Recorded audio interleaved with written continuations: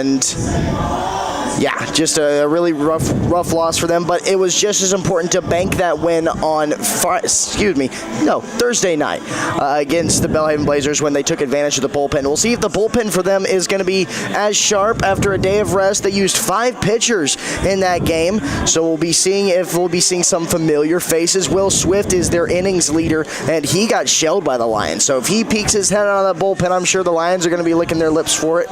We are just getting ready here. Both teams are in the final huddles, getting ready with the final stretches, warm-up swings. Looks like the Piedmont Lions are ready to take the field, and here they come.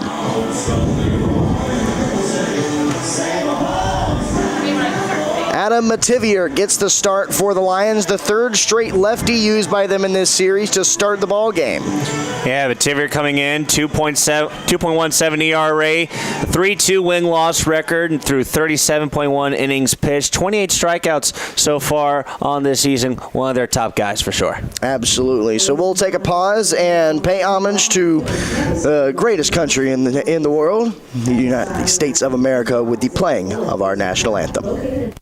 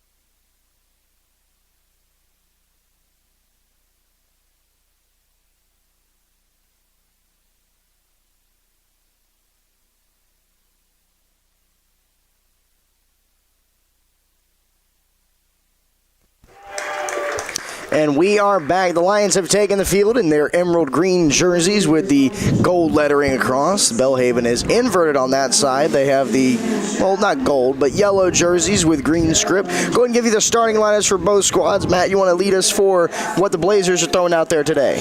Yeah, so leading off for the Blazers, leading off will be the center fielder, number 42, Cole Fletcher. Batting second is the first baseman, number 2, Tristan Pearson. Batting third is the left fielder, number 10, Josh Newts. Cleanup Harris, the third baseman, number 4, Owen Abney. Batting fifth is the shortstop, number 1, Hunter Harrell. Batting sixth is the designated hitter, number 8, Hunter Estes.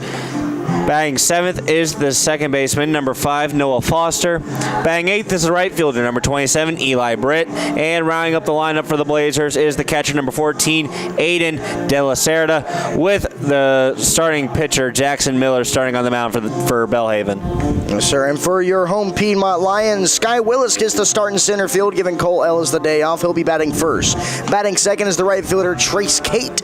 Batting third is Isaac Molinak. He went deep yesterday. We'll see if he continues his good run. Kyle Carlson also has a home run in this series. He'll be batting cleanup and be at third base. Batting fifth is the designated hitter, Cruz Mullix. Batting sixth is the backstop, Tyler Nelson. Batting seventh is Colton Hicks, the second baseman. Batting eighth is the first baseman, Owen Helgeson. And rounding out the bottom of the lineup, the shortstop, Nathan Mix for the Piedmont Lions. We're all set to go here. Mativier says a prayer behind the mound before climbing the rubber. And you mentioned already, Matt, a 2.17 ERA for the lefty. And we're going to start this off with a little lefty-righty matchup here between Mativier and the leadoff man, Cole Fletcher. Fletcher has yet to get a hit so far in this series. Indeed, as the first pitch is a strike on the outer half, and we are underway at 1:01. Just a minute too much of being round. 0-1 pitch is on the way, and Mativier gets her to swing at that one. High and away, 0-2.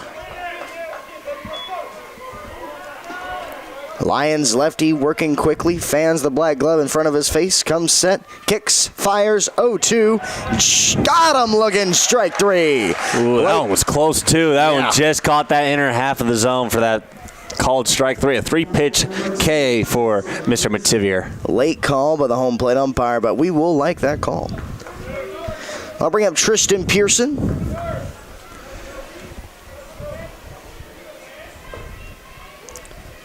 First pitch of the sequence is hit on a line over to Hicks. He gets it on the one hop over to Helgeson, 2 away. And the infielders, specifically at short and second, Mix and Hicks, they have been on their game all season. And if they were at a higher level, gold glove nominees for sure in my book. It is perhaps the toughest middle infield defense for this conference, and you can throw in Kyle Carlson too, who had some incredible plays yesterday. Here's Josh Newtsy, the left fielder. He takes a strike, 0-1. So far, 4 pitches by Mativier, all of them finding the zone. Yep. And that's something that was emphasized by Coach Craig yesterday when he talked about Bodie Eilertson. He wants these pitchers, everyone wants these pitchers, just find the zone, find strikes, no free passes. That is a big part of this pitching philosophy for the Lions as the curveball finds the zone. 1 ball, 2 strikes now on Pearson, Newtsy. And one of the plus sides of having your pitchers finding a groove, especially at the starting position, you see the longevity by your starting pitcher, so maybe they start to... Tiv. We'll go to the bottom half of the first inning. Lions coming up. You're watching Piedmont Lions Baseball on YouTube.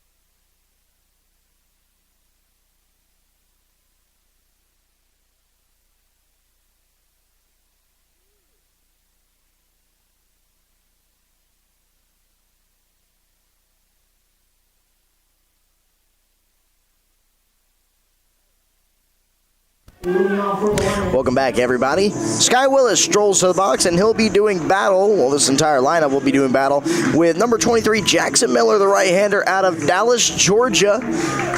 The freshman getting the start. He enters with a 6.75 ERA in 4 appearances, 5 1/3 innings pitched for him, 4 walks or 3 strikeouts. So we'll see if this lineup can handle that. First pitch to Sky is well hit into center field. I think he handled it well. Good barrel, and Willis is on first base. Skylar Willis, he's coming off of a couple of really great games. He did pretty well against Worcester as well with a pair of RBIs. And the speed demon, who usually takes center field, he's really woken up lately, and keep an eye on him. He's got a load of speed. He could go from first to third on a single in a hurry. Absolutely. Trace Kate climbs in, and it's sort of a cheat code for the Lions because they can just take Cole Ellis out and they can plug Sky Willis right in there. Don't lose defense, don't lose a bat, and you get a little bit of speed. And Cole Ellis, he can a pretty speedy guy himself, but man, you can have speed or you can fly, and my man Sky Willis takes to the sky. He can fly. A ball and no strikes on Trace Kate. He takes a pitch inside now. 2-0. Trace Kate also having a pretty darn good season so far this season, and a pretty stellar stint the last couple of games. Currently batting .359 so far. Already a triple and 9 doubles, slugging .478 so far this season. When sent to the bricks. Now 2 balls and 1 strike.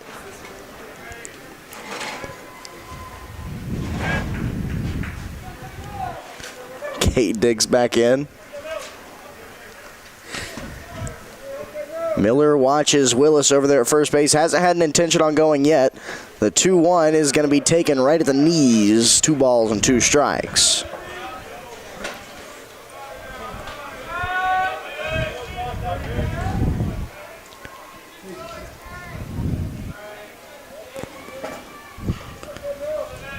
So a 2-2 pitch coming. Miller deals. And Kate watches it low. It's going to skip away from the catcher, De La Cerda. And back at second base now is Willis. Revs the engines. Skylar Willis, great awareness. Getting a second off the wild pitch. First wild pitch we've seen on the day, and you can credit that one to Mr. Jackson Miller. Yeah. He is a freshman. Still working out the kinks. Yep. Be a full count offering. Kate lines one through the hole. A base hit. Willis is going to get the stop sign at third base. Now it's bobbled. Willis thought about going then, but a good recovery by Nutzi. And there'll be runners on the corners after the single. Nobody out for Isaac Mullinek, who crashed one to left field yesterday in the 9th inning against Brett Sanchez.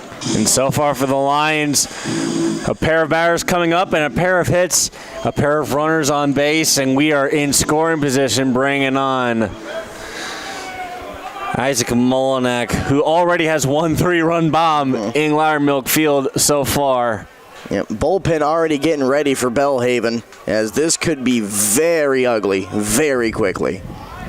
First pitch to Mullinek. It's a little chopper up the third base line. Willis is going to score. They'll concede the run. Abney will flip over to Pearson, and there is one away. But the Lions lead 1-0 now, Matt. And when you think about it, yes, Mullinek did get out, but every single time a Lion has stepped up to the plate here in this first inning, it has been nothing short of productive. Absolutely, and they're getting good swings. They are seeing that ball, and they are not afraid of what Miller's dealing right now. And Kyle Carlson, he is no man to kid around with. And no, he already got a home run in a game earlier in this series. Actually, in the first game in the series, went straight to the scoreboard, right off the top of it. First pitch from Miller misses low and away.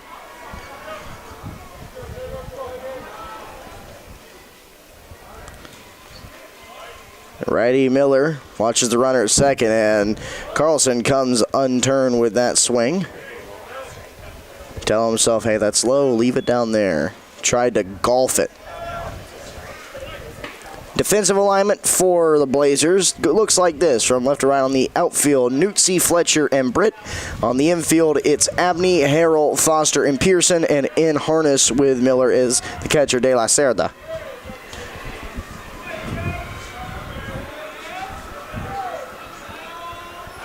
Miller will wheel around and chase Kate back to second. He hadn't really had intentions of going. More of just a show me. Cruz Mullinex is on deck.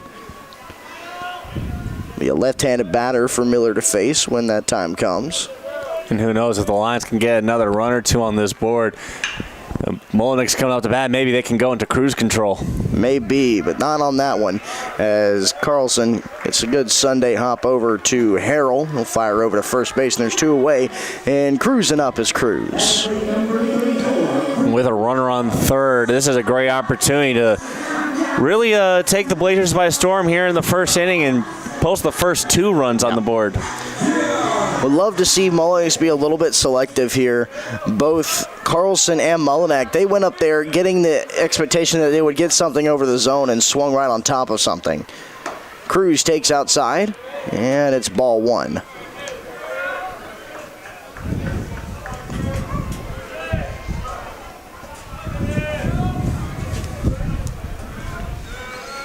One-0 pitch on the way to Mullinex.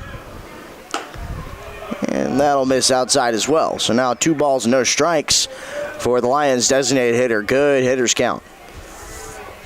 Good breeze here in Demarest. Wind blowing out towards right center field where that wind tunnel is. The 2-0, that one's off the end of the bat, plugs the gap, and now it goes off the glove of the third baseman, Abney. Harrell was covering the hole, but it's going to disappear into the green and left, and it's an RBI single for Cruz Mullenix. I mean, that is just a situation where Abney was good enough to get in position and try and feel it on the diving effort, but not close enough to get a clean grab off of it. Ends up popping it into shallow left field. An easy single and an easy score for the Lions, now up 2-0 with 2 outs. Not the prettiest, but I'm sure Cruz will take an RBI any way he can get it. Tyler Nelson, hard hit ball over the shortstop Harrell. He backhands, fires across the diamond, and the sides are tired. So Lions are able to score 2. That is 2 runs on 3 hits, no errors, and 1 left on. We'll go to the top half of the second inning where the Lions are up early. It's 2-0. You're watching Piedmont Lions baseball on YouTube.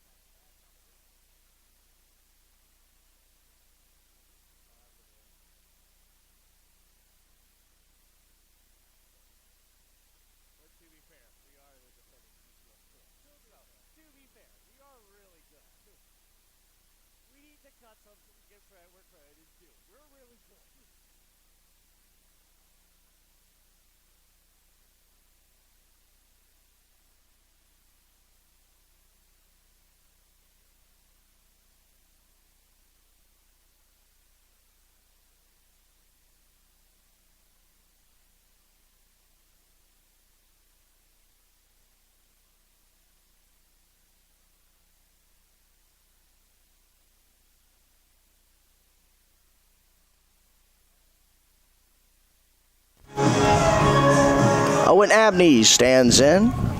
Be the first batter to face off against Mativier here in the second inning. And Matt, after a couple hard hit balls from or off of Miller in the bottom half of the first inning, Lions didn't exactly get a lot of good contact, but they were still able to manufacture the runs. Yeah, and you know, it's always the fact that it's not the hardest hit ball that always brings in the runs, but it's always the most well-placed hit. Good job by Trace Kate to plug the gap and backhand that one before it turned into extra bases, but it'll be a leadoff single for Owen Abney. The Blazers looking to answer right back. That's the first hit. Credit to the Blazers, because last time up we had 3 go up and 3 go down with a pair of groundouts and a strikeout. Yeah, a lot of weak contact on the groundouts too. Popped out as well in center and right field. Here's Hunter Harrell. Shortstop made the last out in the bottom half of the first. First pitch he gets from Miller is swung on and put a swing on it. Down the left field line, that's going to go into the corner. Cut off well by Mullenack, but going from first to third is Owen Abney, and diving in head first at second is Hunter Harrell, and the Blazers have immediately fired back. Yeah, blazing in this second inning. Nothing to show in the first with 3 going up and 3 going down. Right now 2 go up and 2 are on base on second and third. Here is Hunter Estes. Estes has 2 hits in this series. This is going to be the toughest area because this is the section of the lineup where we see the most hits from this Blazers lineup with Newts, Abney, and Harrell. Abney, Harrell, and Estes. Abney batting .625, Harrell at even .333, Estes at .222. The 0-1 is a dancing curveball in the outer half, 0-2. So way ahead now is Mativier. I think if Mativier can get past Estes, he's probably looking at a more comfortable position going into the lower half of the lineup. 0-2 is skied out of play. That'll land so. Over near the visiting bullpen. I mentioned that they have some action in that bullpen. So they're already trying to get the replacement for Miller started. 0-2 from Mativier. Soft roller. Carlson comes up with it, fires to the plate with a cannon, and he can't handle it. Or Nelson dropped the ball, and now the home plate umpire who initially called out has reversed his own ruling. It is the right ruling, but he immediately pumped the fist. But Nelson dropped the ball. So it's going to be a E2. And run number 1 for the Blazers. That one was close, too. Well, he had him hosed. Nelson just had to get the ball. But both runners are going to advance here. So from second base, Harrell goes to third, and Estes is now at second. It was a heck of a throw by Carlson, too, to make that throw to home. That was an absolute bullet. Don't blame Nelson at all for having a little trouble reeling that one in. No, do not. So, Estes at second. Owen Abney scores for the first run for the Blazers, as looking to battle back here is Mativier. He has an even count, a ball and a strike. A lot of danger for him. Still nobody down here in the top half of the second. 1-1 on the way. Strike.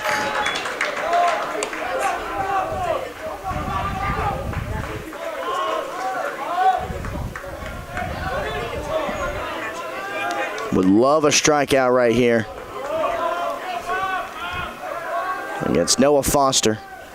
This one hit well to center. Willis on his horse is going to make the grab out there. It's going to be deep enough to score a run.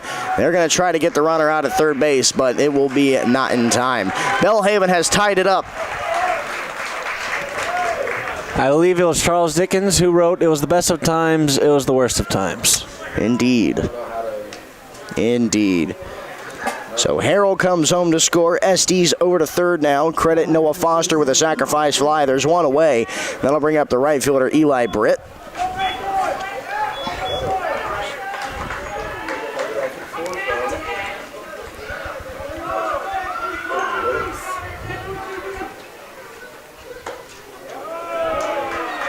That first pitch is outside. Mativier, a little bit of bad luck for him. He should have 2 outs now, but instead he just has the 1. Infield is in a little bit here for the Lions, not all the way in, and a big swing and a miss by Britt. I think he wanted the fastball and either was just well on top of it or just completely got a different pitch. Eli Britt already has a single and a double in this game, so I think the Lions are definitely probably on high alert with this guy. He squares the bunt here, and he takes a strike. That's an interesting call. I mean, if you're going to line up for the bunt, you might as well try to make contact, unless you know for a fact that's not finding the zone.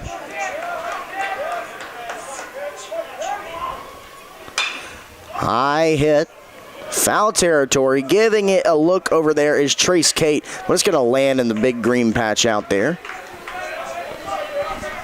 So it's still a 1-2 count.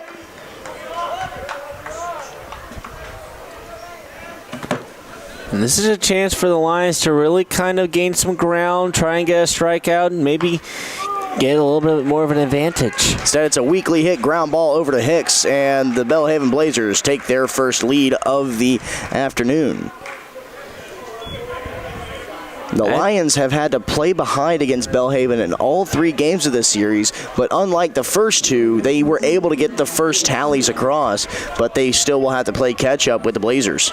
And I don't think a lot that you can really fault Adam Mativier for how this inning has gone. The bats just got hot, and they've been finding the perfect places to land, and a couple of errors have really kind of stalled or at least plagued any hopes of keeping the Blazers off the scoreboard. Yeah, Mativier gave up 2 hard-hit balls to start off the inning against Abney and Harrell, but since then he was able to lock in and get some weak contact, like you said, man, as that one finds the strike zone to even up the count of ball and a strike.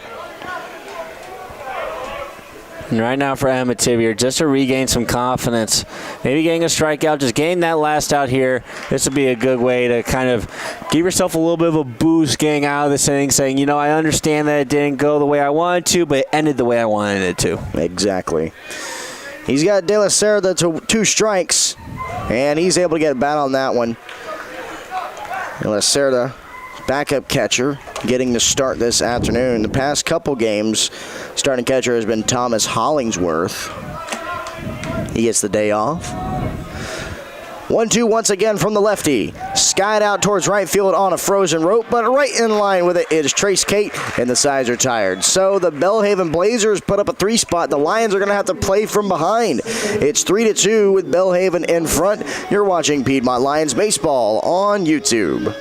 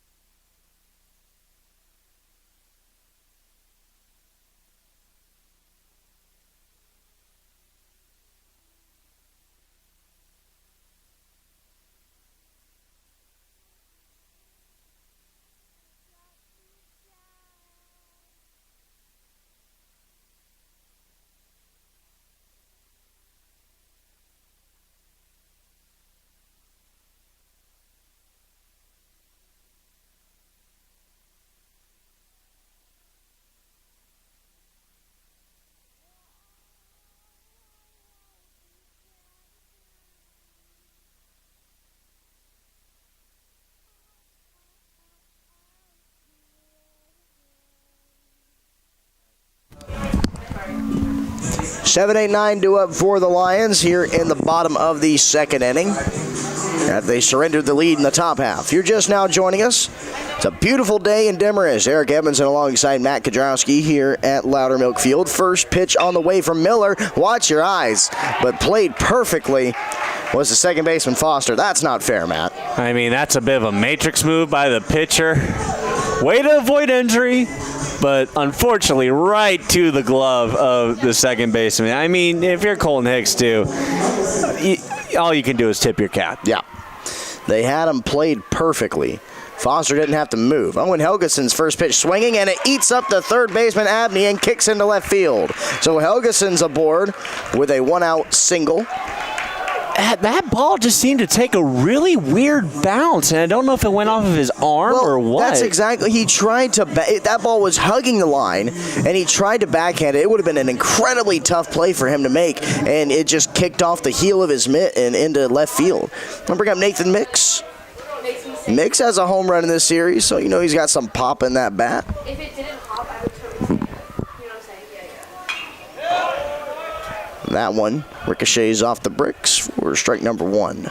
And Nathan Mix in that game where he did have the home run, he had some, I assume, some family coming down. He had a little student section of 3 young kids with little cutouts with his number on it. Hard hit to left field over is Newtsy. He'll make the grab chest high. Spin throw back in, and there's 2 away. So some hard hit balls, some well-connected balls from Jackson Miller by the Lions lineup. But unfortunately, this is the game of baseball. Sometimes you can do the right thing to the tee, and it just does not work. So we go to the top of the lineup with Sky Willis. Single last time he was up, so he saw Miller well. Let's see if Willis can plug a gap and get his buddy Owen at least a third. That curveball came out funky, and De La Cerda had to dive. I was about to say maybe Jackson will get him to second. I'm not sure.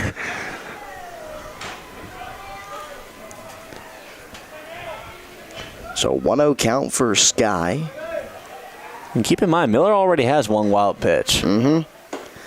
He delivers a strike here to even up the count. Fastball on the outer edge. Willis digs back in.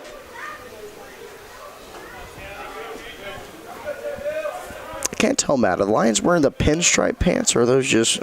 I believe those are the pinstripe pants. Straight whites? Yes, those are the pinstripes. Okay, I can tell from up here. Yeah, it's hard to look through that mesh netting sometimes, yeah. 1-1 is a curveball, and maybe if Miller was a little bit around the strike zone, he would have gotten the benefit of the call, but not on that one. 2 balls and 1 strike. Hey, you know, it's ironic because right now the Lions are basically wearing what Belhaven was wearing in Game 1 of this series. Yeah, no, they match each other color-wise. And it's so difficult to just see 2 teams with the exact same color palette.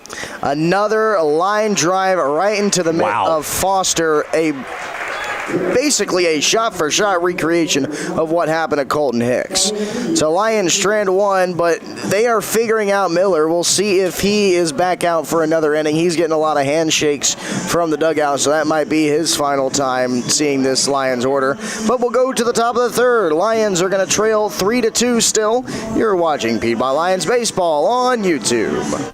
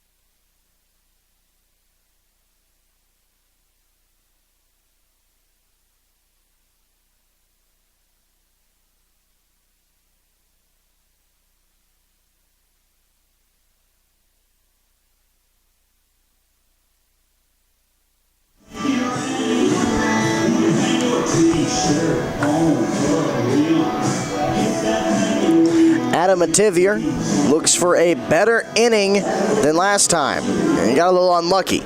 3 runs came across last frame. Lions tried to answer back as well as they could in the bottom of the second. Hard hit balls just found mitts. First pitch from him finds the strike zone to leadoff batter Cole Fletcher, who you mentioned at the top, Matt, has been held hitless in this series, and he is their best hitter statistically. As that'll ricochet off the top of the Loudermilk Field awning. I don't know if you call that awning roof more accurately. Overhang. Something. Metal thingy. Quickly 0-2 on the leadoff man. That one hard hit down the third base line, but a foul ball. Carlson gave it a look, but it will escape past him. My goodness, could you picture have a more picturesque setting for baseball? The American flag flapping away. Beautiful sunshine here in Demers, GA. No, this is almost perfection. Almost heaven. But it's not West Virginia. As that pitch missed outside. 1-2. Foul tipped. He somehow got a piece of that one. It sounded like he got a piece of Nelson as well. On the backswing, perhaps.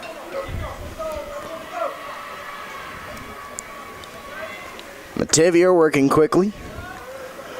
Lefty set with the 1-2. He fires. He did not get him. Yeah, that was close. We need a little extra input for that verdict. A little input from the jury. Has not slammed the gavel just yet. Nope.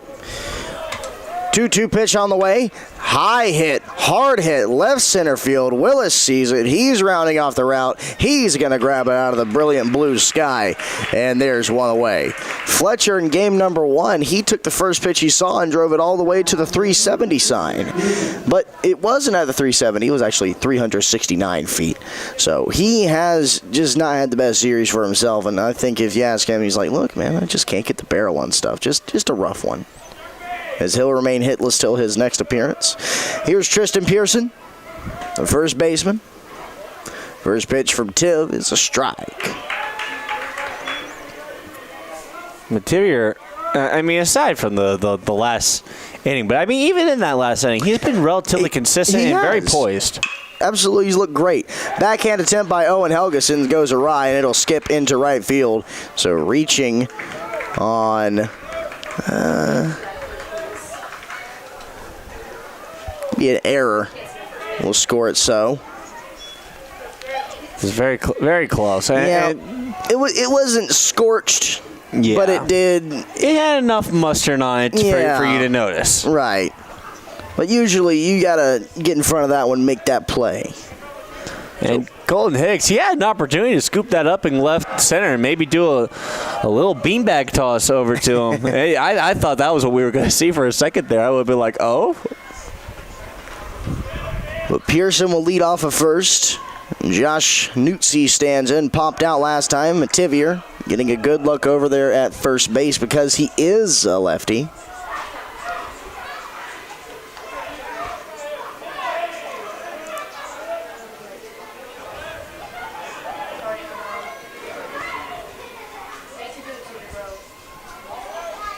A 1, way outside, a ball and a strike now.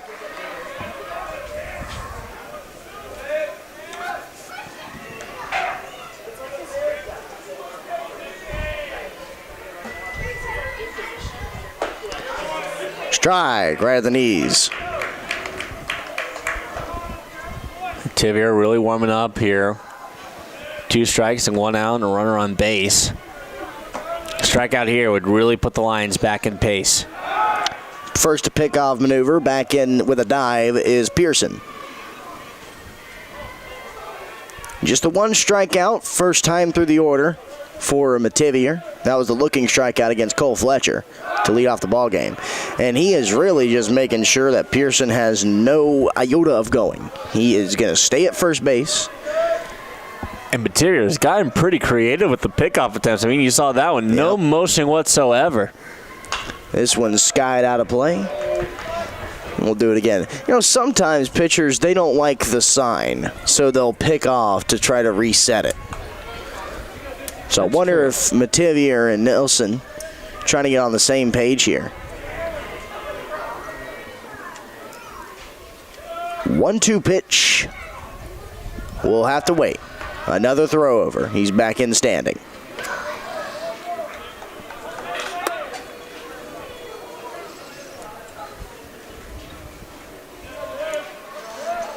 Adam looks to the runner.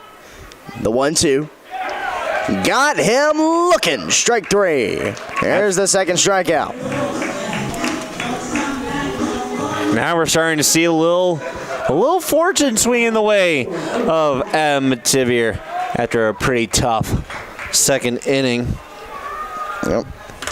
Well, here's Owen Abney. He's the guy who started the rally in the last inning. He has by far been the highest hitter on this Belhaven lineup, batting .625.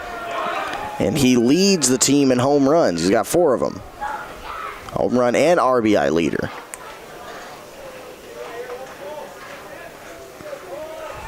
All in all, first pitch will wait, and it would have been a pickoff, but the ball gets past Owen. It's a wide throw from Mativier, and reaching second base is Pearson.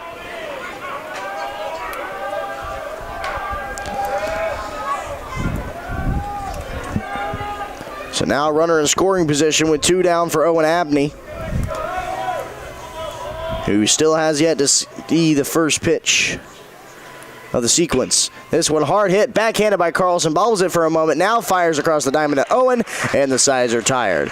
So a little bit of oddness for the Lions in the top half of the inning, but nothing doing. 1 left on base for the Blazers. We'll travel to the bottom half of the third inning. You're watching Piedmont Lions baseball on YouTube.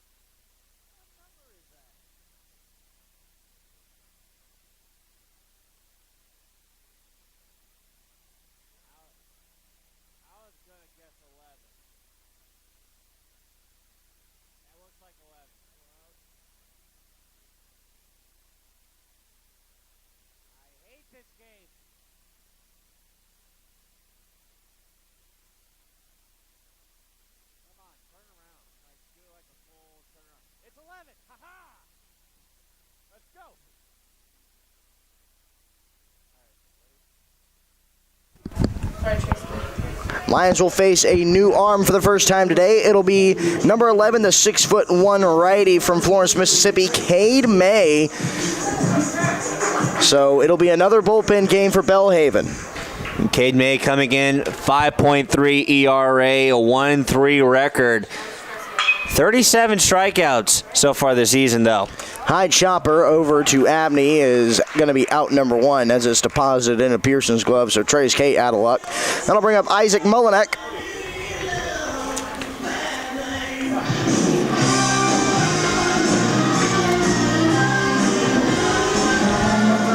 You know what's something curious, Eric? What you got, Matt? This pitcher on the mound right now is second in strikeouts behind the Skittle Boy himself, Brett Sanchez. That's the only person ahead of him in strikeouts. This one popped up, right field. Coming in and making the grab is Britt. There is 2 away. Lions not being as patient as they were with Miller. So here's Kyle Carlson. Dugout. I don't know if there's anyone in the bullpen, but usually they'll be clapping to the stroke by Billy Squire. And the assistant coach for Belhaven moving the clipboard behind the head saying, move back to his outfielders. That's a compliment. That's such a compliment. When, as a batter, you see the coach do the shading behind the head to get his outfielders back. Second pitch of the sequence is a strike, 1-1.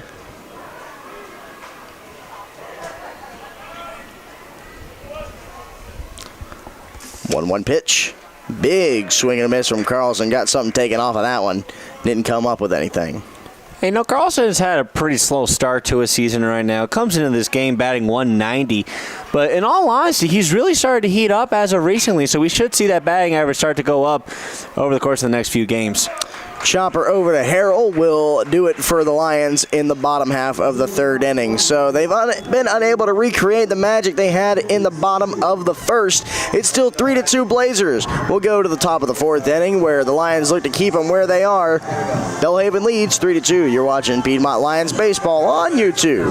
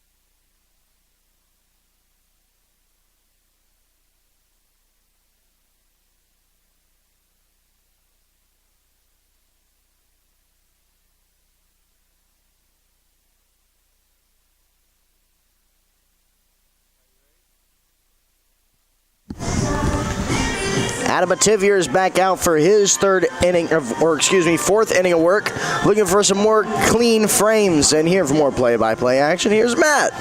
Thank you, Eric. We now get started with the top of the 4th inning. Leading things off is the 5th man on the lineup, the shortstop, Hunter Harrell.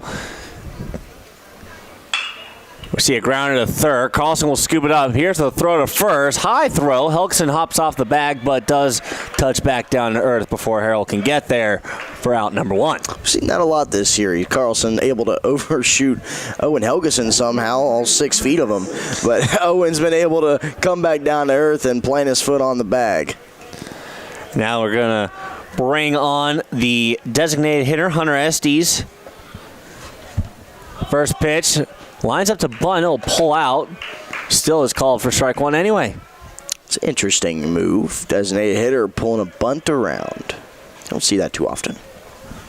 Bativier eyeballing Estes. Here's the delivery. Grounder gets just past the glove of Carlson. It's at least one. He's going to round for a double, and he will get there. So a double.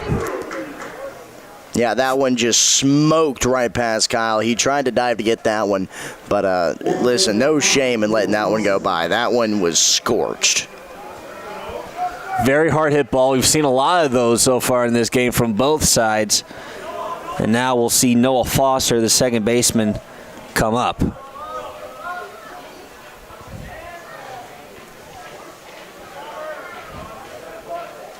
Mativier glancing back at second. Here's the delivery. It looked like for a second there that Foster was thinking about lining up to bunt, but then pulled out. That's interesting. Belhaven did do a lot of sacrifice bunting in game number 1 in this series, and they've shown it here. They haven't actually gone through with it. This is very interesting. Hard hit ball to left field. It'll get down. It'll be a single. And it'll take Estes from second to third. We have runners on both corners of the diamond now, and it brings on Eli Britt, the right fielder. Now, number 27, Eli Britt. And it looks like Britt looking for the sign from his third base coach as he steps into the box.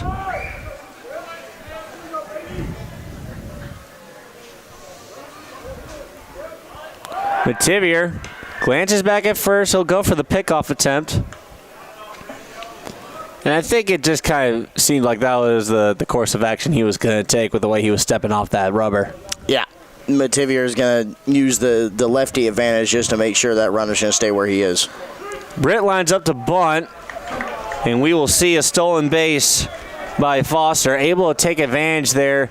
Nelson with the pump fake, he kind of knew that one was a lost cause. Yeah, that was actually just a really good idea there by Nelson not to chuck it down to second, because you trail by 1, you don't want to risk trailing by more, especially if you just want to keep that runner at third base. And as much as you hate to say it as a Lions fan, we've seen a lot of errors as well. We'll see a grounder to short. Mix will not make the throw to home, but he surely thought about it. He makes the throw to first instead, and the Blazers will get another run on the board via the RBI from fielder's choice. Yep. That's unfortunate for the Lions. I mean, that's the kind of situation you work yourself into when you do get a runner on first base, or third base rather. And it's tough because I think that Mix definitely thought that they had a really good shot at probably tagging out Estes from third, but after it didn't work out the last time, that probably was something that factored into that decision.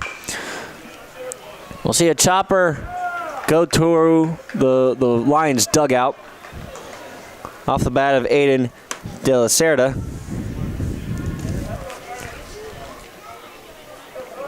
And a 4-2 lead now for Belhaven. Mativier from the stretch. Off of Nelson. He'll have to get away from it, and we will see a freebie that takes Noah Foster from second to third.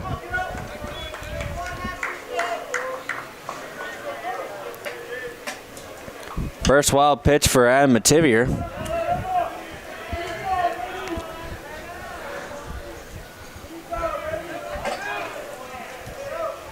1-1 the count with 2 outs. Mativier trying to get the Lions out of here with minimal damage. Grounder to short, throw to first. 6-3 ends the inning.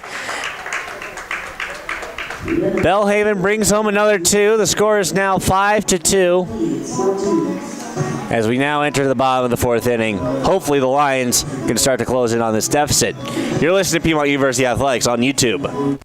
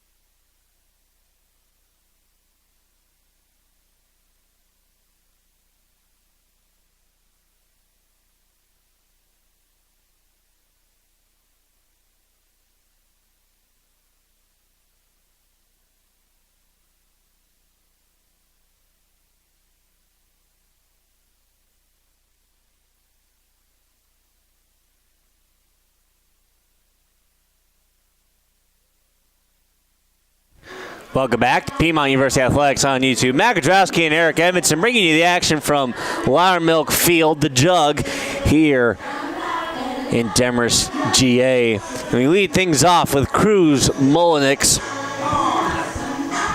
And we'll see if Mullenix can get the Lions back in this game. They currently trail 4-2 after Belhaven scores another one at the end of the top of the fourth. And that's one heck of a way to get that start with a fly ball into right, a single to open things up on the first pitch. Yep, and the Lions, this isn't new. They've been doing this a lot. They've been hitting the ball hard, and they've unfortunately just not been able to find grass. Two or three of them have found immediately Foster, who has not moved his spot from that area in the dirt he's in right now. I mean, for good reason. That's exactly where the Lions are hitting it. And brings on the catcher, Tyler Nelson. Cade May, here's the delivery. That seemed a little too inside at first. Found a way to cut back in for strike one. Mullenix will step off the first base bag momentarily. May not even looking at first. He's eyeballing Tyler Nelson the whole way. That pitch doesn't find the zone, so leaving the count at 1-1.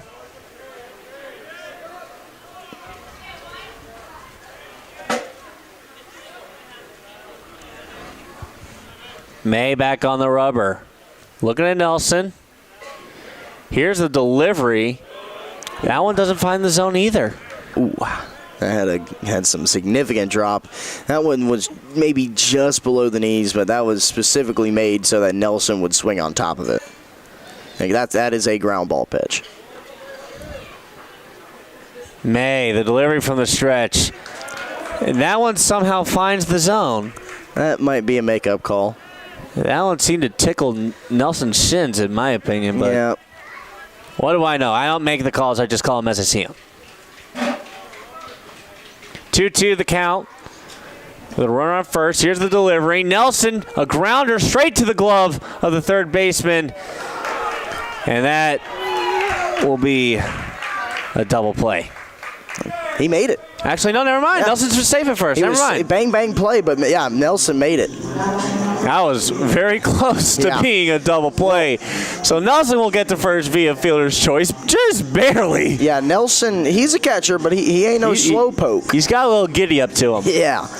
And he'll bring on Colton Hicks, the second baseman, who's also had kind of a slow start so far after having an extraordinary performance last year and really showing up big for the Lions in that conference final game against his former squad, the Maryville Scots. Yeah, Colton Hicks started at the top of the lineup when we first started just regular play this year. He now finds himself in the 7-hole. But look, the caliber of what Hicks is, if you can plug him in the 7-hole and feel confident with him, that's a cheat code. You know, that's not fair. Yeah, I was about to say, it's not a demotion. No. It's not a demotion. Just changing everything up a little bit. So strike one, swing and a miss for Hicks. And Cade May almost seeming to try and read his own palm to predict his future. Yeah, he's looking at that scoring sign thing on his wrist. Armband. I don't know if there's a technical term for that. I think you just call it armband. I think it's just or a wristband. Yeah. armband, wristband. Whatever has the signals on it, that's what it is. Who knows? He could be trying to practice his own clairvoyance on the mound. Who knows? Maybe he's trying to predict what his opponent will swing at. Hicks will swing at that one as he grounds that one left of the third base bag. He evens the count at 2-2.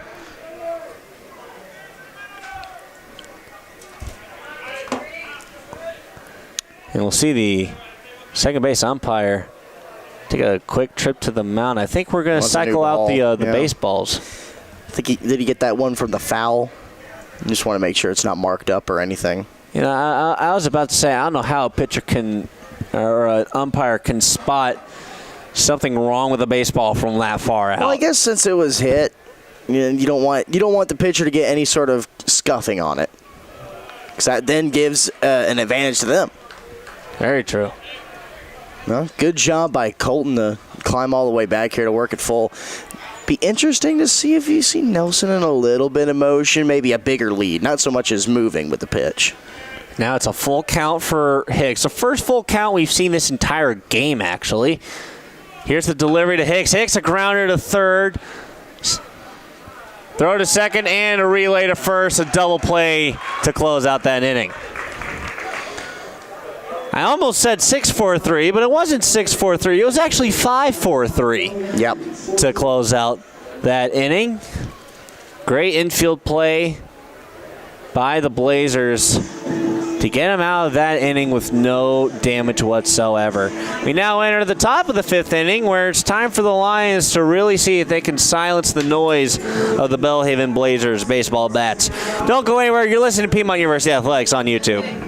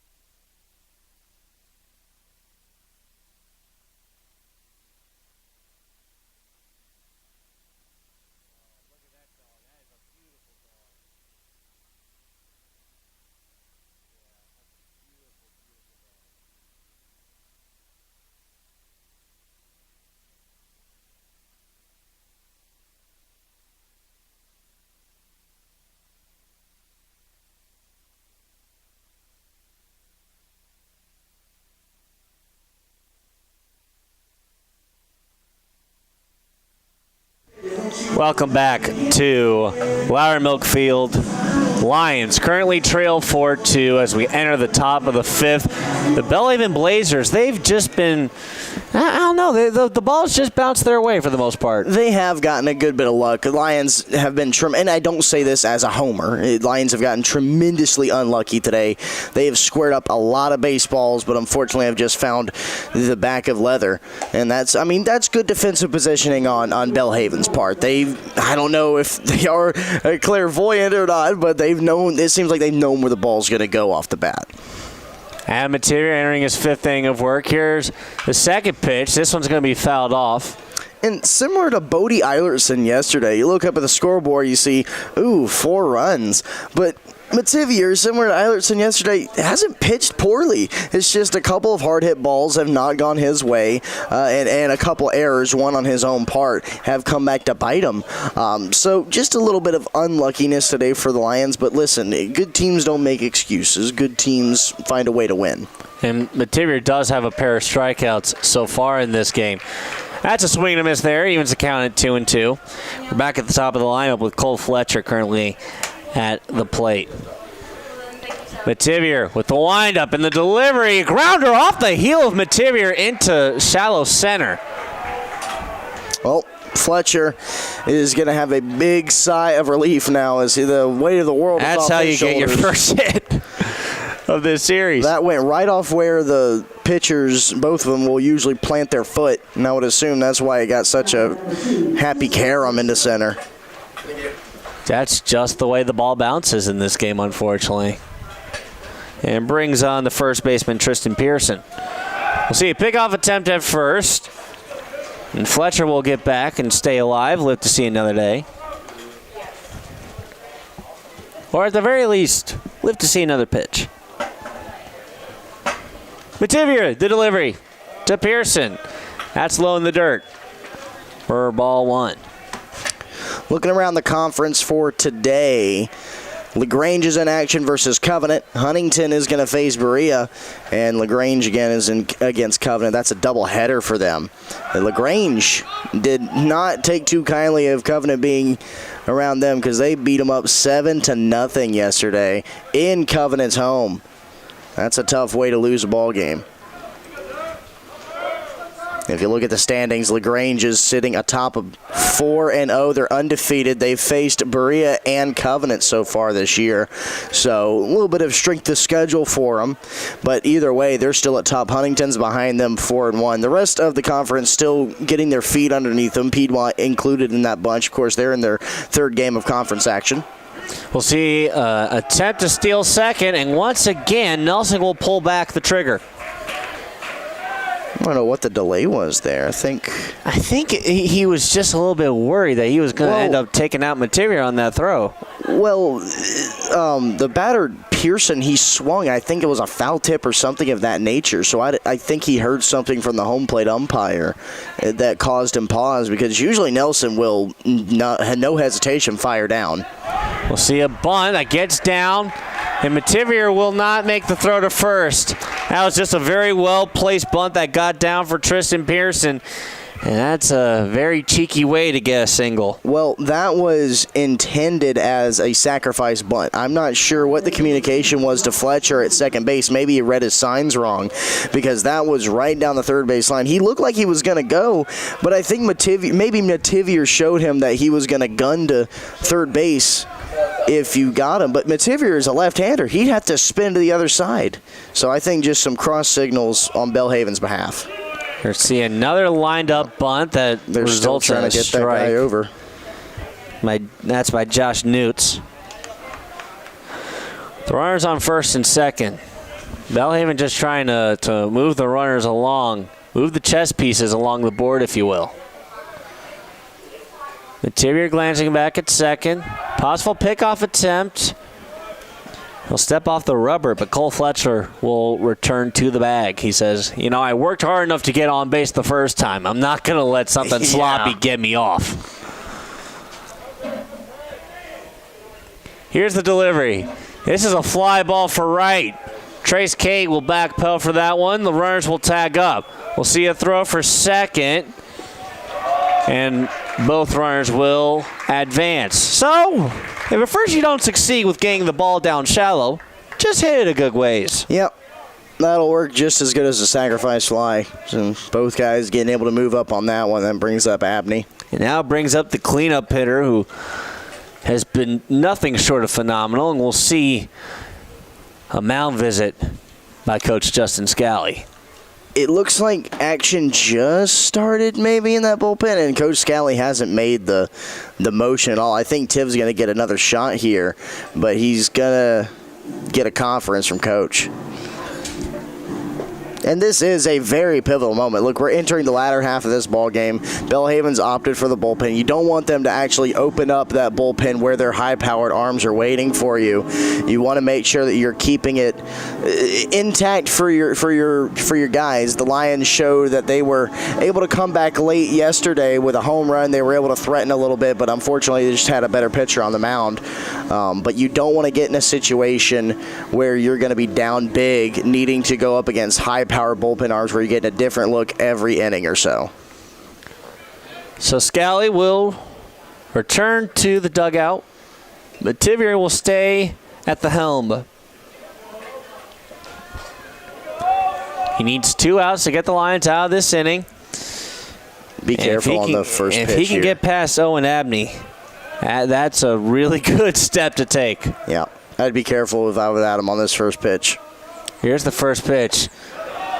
I like that location. High off the plate, very close. Well, he was trying to see if he was trying to keep Abney honest, because usually batters they'll take an ambush swing at something, just trying to startle the pitcher on the first pitch after a visit. Here's the 1-0 pitch. That one doesn't seem to have the paint touch the corner either. Brings the count to 2-0, and so now Abney's ahead. Runners on second and third. Belhaven a chance to really blow the scoreboard open. Abney with a chopper to the dugout. Count is now 2-1 as he steps back into the box. Mativier eyeballing Abney. Has 2 strikeouts so far today. We'll see a fly ball that gets down to right. 1 run will score off an RBI single. And the score is now 5-2. His second single to right field of the day for Owen. He has eyes for that opposite field area. The Lions, you take the good with the bad. Oh, we'll see a takeoff for second. And Owen Abney will steal second. I'm not sure if that counts as a stolen base or it should be a stolen base. The ball's in play, and I was going to say you take the good with the bad because now you have a runner on first base. You can maybe get a ground ball to the middle infield, but now Abney, that was a very wise decision by him to see that nobody was covering. No one was paying attention to him. And that really throws a monkey wrench into the minds of the Lions trying to get out of this inning. You think, oh, well, at least he's still at first. We have a chance to pick him up if he tries to steal something. And he says, hey, psych, I already did. Yeah. 3-1 count. A grounder just gets by the glove of Carlson. 1 run scores. And Abney will round second. Round third, rather. So 2 runs scored, 2 more. And it's now 7-2. Belhaven leads off of the RBI double by Hunter Harrell. Yep. And that's going to be the end of the day for Tiv. Just a couple of really unfortunately hit balls that just seem to be a couple of inches away from catching leather, but just a couple of inches too far away. That one just missed the glove of Kyle Carlson, too. That was fractions of inches away. So Interior will return to the dugout, to the applause of the Lions faithful. 14. And it brings on Tyner Simpson, the freshman. And so as Tyner Simpson gets his arm ready to go, we'll take a little bit of a breather. You're listening to Piedmont University Athletics on YouTube.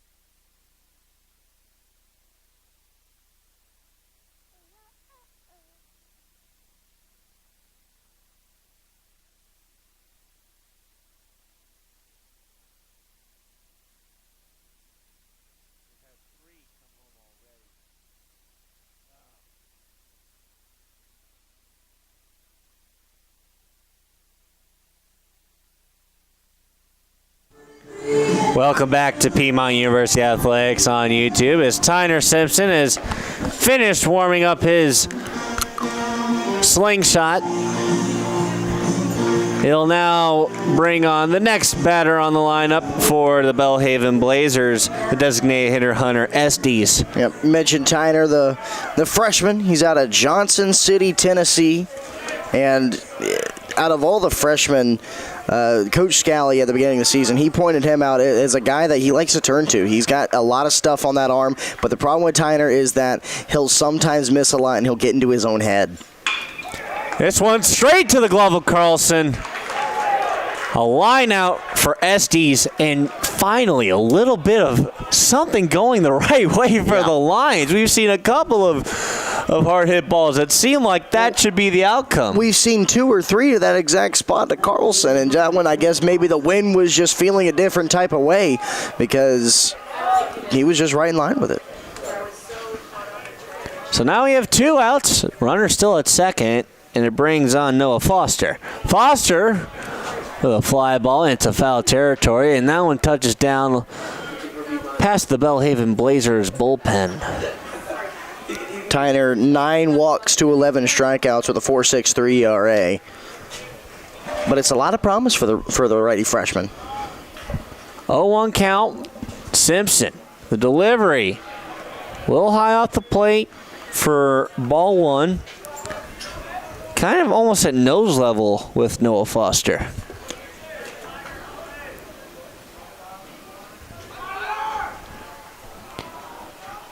1-1 count for Simpson. Glancing back. Steps off for the pickoff at second. He'll step back on. And one thing about Tyner, he does have, to his credit, 11 strikeouts so far this season. So he's one of the better pitchers that we could see out there for the Lions. This one's going to be fouled off. It's going to be deep for right field, but it's going to go off of the netting. And that one takes a weird little ricochet off the netting and into right field. We will see some retrieval. And Foster will step back in to the box. 1-2 the count with 2 outs and a runner at second. Watch a slider here. Simpson glancing back at second. Here's the delivery. And that one's low and away. Simpson tapping on his chest saying, my bad, that one got away from me a bit. Yeah, that's what Tyner does sometimes, is he'll pull a pitch a lot. Just the control, like a lot of young pitchers. And thank you, Tyner, because now the Deuces are wild for the first time here today. We'll see the runner take off at second. Deep ball for right center, tracked down by Skylar Willis for out number 3. That's why you have him out there. Tyner Simpson able to get the Lions out of the inning with no more damage, no cracks. So 3 runs come home for the Blazers in the top of the 5th. They now lead 7-2. And entering the bottom of the 5th, this could be a big inning for the Lions offensively. We'll see how they do after this break. Listen to Piedmont University Athletics on YouTube.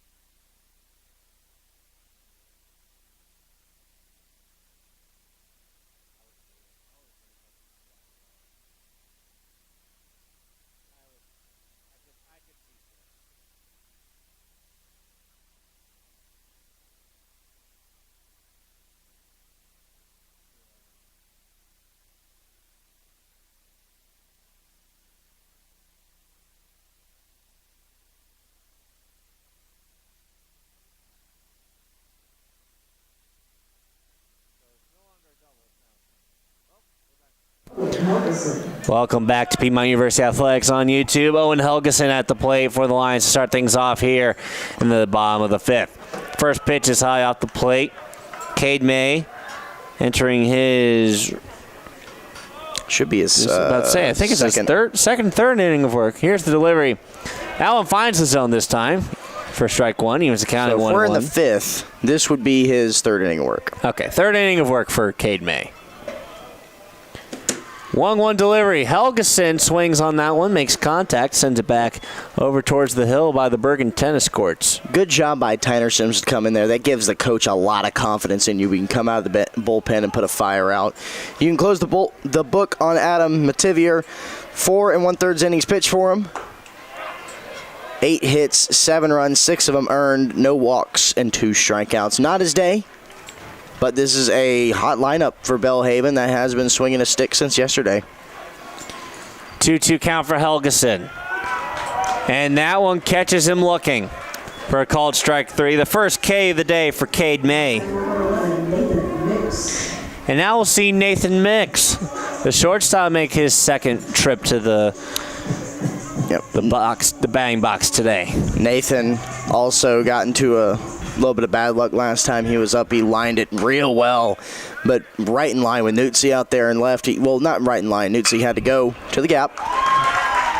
And there it is. That one makes no mistake, as that one does get by Foster over at second and gets into center for a single. So Nathan Mix mixing it up out there for the Lions, and we're back at the top of the order with Skylar Willis, who's 2 for 2 on the day so far.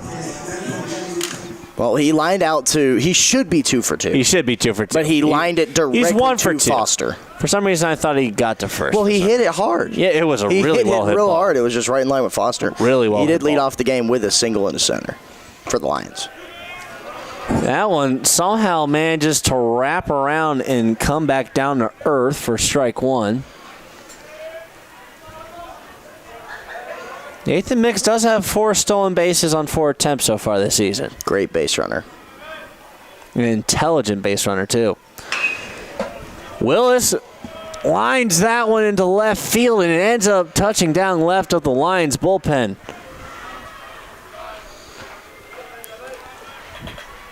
A little anxious moment for a second there. Heads up, yeah. Any hard hit ball guaranteed to turn your head. 0-2 count for Willis. Here's the delivery. Swing and a miss. That's strike 3. Couldn't tell whether or not he made contact. That was a pretty delayed call there by the umpire. Second strikeout of the day for Cade May. Second strikeout of this inning. Ringing up Skylar Willis, and brings on Trace Cate, the right fielder. Don't be surprised if Trace is hunting first pitch here. He's itching to swing it. Cate does have 20 RBIs so far this season. That first one. That's not a strike. First one, man, just to find the zone. That is not a strike. That's well out of there. 0-1 count for Cate with 2 outs. May with the delivery. Cate with contact into foul territory. That one off the netting just behind the Blazers' dugout. But, man, we saw the first baseman, Tristan Pearson, bolt for that dugout. He was ready for it. Man, he was bolting for that dugout like he had a hot date after this game or something. 0-2 the count with 2 outs for Trace Cate. May looking for his 3rd strikeout of the inning and of the day. That one gets away from him, and Mix will advance to second off of a wild pitch.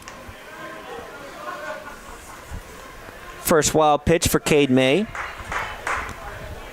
And now the Lions have a run in scoring position. Yep.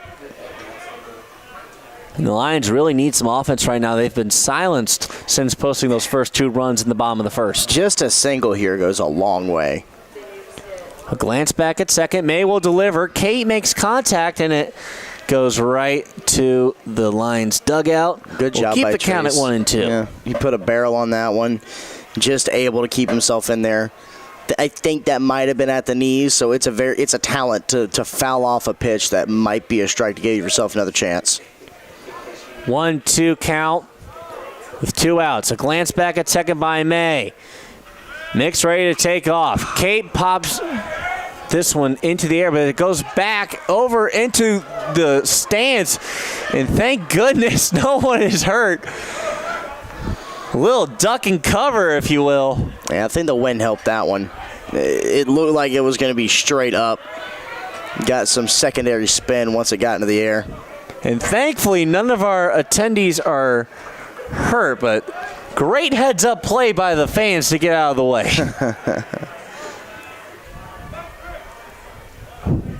It's good to see that people have not lost their survivalist instincts. That one's close to find the zone. It does not find the zone. It evens the count at 2-2. Deuces are wild for the second time today on a pitch that was called a strike probably earlier. I was about to say, De La Cerda held it there because that was a strike for her for the first pitch of this AB. Here's the 2-2 pitch. Cate with a swing and a miss. Apparently might have made contact. Yeah. It's interesting that May and De La Cerda are continuing to go for the low pitch. They've built that trust on the low pitch against Cate, but he's been able to foul them all. So I wonder if the next play is to try to eat him up with something high. Well, we'll find out. Here's the pitch. That one is up high. Cate sends this one for shallow center, and it touches down in the middle of the Bermuda Triangle as Mix will round third and score. An RBI single for Trace Kate. And just like you said earlier, Eric, that one was big. Yeah, that gives a lot of confidence to this lineup. Not a hard hit one, and maybe that might have been a catch, but Harrell, he saw it, and I think his cleats got stuck in the dirt trying to turn around. That usually is a play that the shortstop can make because the center and left fielder, they're playing in middle depths. They can't cover all that ground in that amount of time. 7-3 the score now. Kate is at first, and we're back with Isaac Molinak, the left fielder. This young man, he's got a little boom behind his swing. Yes, he does.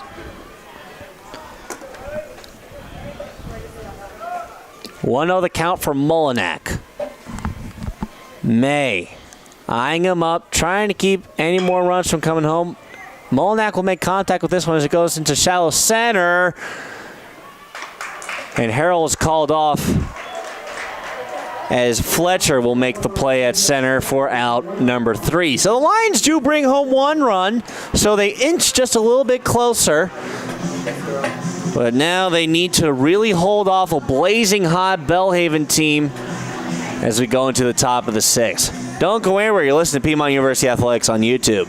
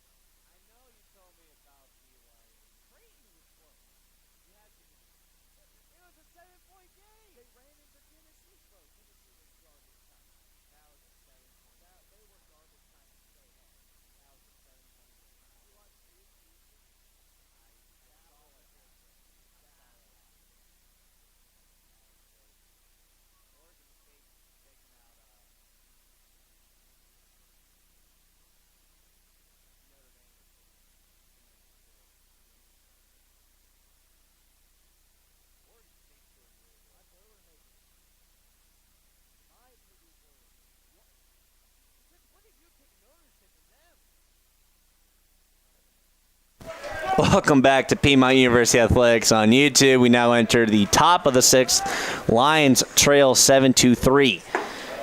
Tyner Simpson entering his first full inning of work after relieving Adam Mativier in the top of the 5th. He's been through 2/3 of an inning pitched. There's a called strike 1. And if you can see the ball coming out of his hand, he's got the stuff, a real live arm. It's just going to be a matter of finding the zone for him. It's a 1-1 count right now. This is a fly ball for left. Willis looking to track it down, but it'll land in the glove of Isaac Molinak for out number 1. Yep. Breaking pitch for Tyner. Not where he wanted it in the slightest. That was a hanger, but it was a hanger in the sense that it was way too high for Britt to really get around on it. He had to be maybe a couple inches taller to really get the barrel fully on that ball. So Britt, being retired, brings on the catcher, Aiden De La Cerda, making his first in-game appearance in this series. Still no hits so far. A 1-1 count with 1 out. That's a lot of ones here in the top of the 6th. Simpson, the delivery, swing and a miss by De La Cerda. A 1-2 count and a chance to get for Tyner Simpson to get his first strikeout of the day. See if the freshman can deliver. Here's the delivery in the dirt for ball 2. Yeah, he wanted that strikeout. He put something extra behind that one, so much so that he just kind of fell off the mound. 2-2 delivery. Popped up into right field. Kate will track it down for the out. Good communication there by the Lions, not letting that one touch down. Yeah. And we're back at the top of the order now with the center fielder, Cole Fletcher. Did get a hit his last time up. Ended up scoring. Now is back in the last inning.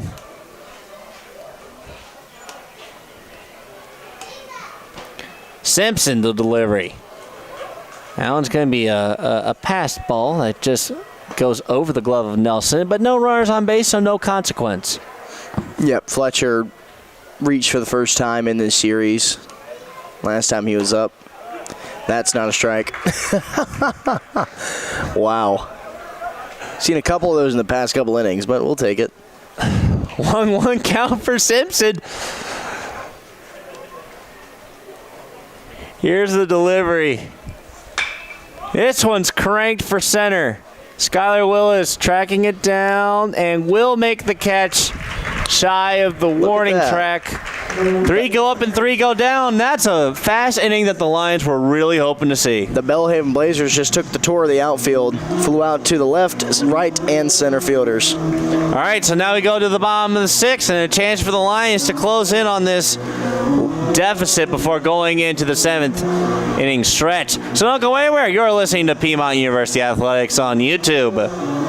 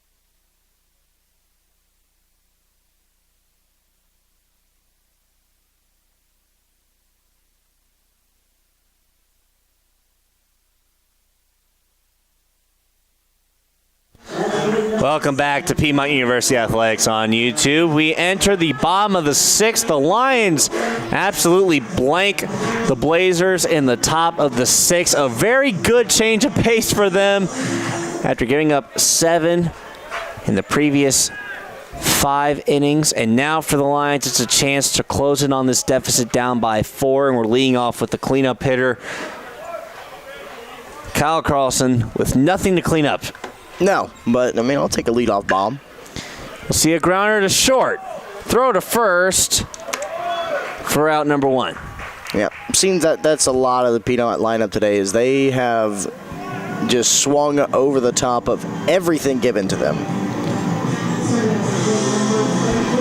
So now we will see Cruz Molinix come in. And is that a new walk-up? I don't know. You know. Apparently the man has 2 walk-ups. Carlson. That feels like a cheat code. How can you have 2 walk-ups? Depends on the mood you're in. I guess so. Carlson has grounded out to the shortstop all 3 times today. He's 0 for 3, and all of them have been to Harrell over there. That one got fouled off over into the cul-de-sac behind the Lions training facility, where we do have a plethora of parked cars. I don't think it hit anything, though. We'll see a grounder straight to the glove of the first baseman, and that's just a little 2-step onto the bag for out number 2. It makes 8 outs on the ground out for the Lions. That's frustrating if you're a Lions fan. It brings the catcher Tyler Nelson up to bat. They've only struck out just a couple of times, 2 times. So they're hitting the ball. They're getting the contact they need.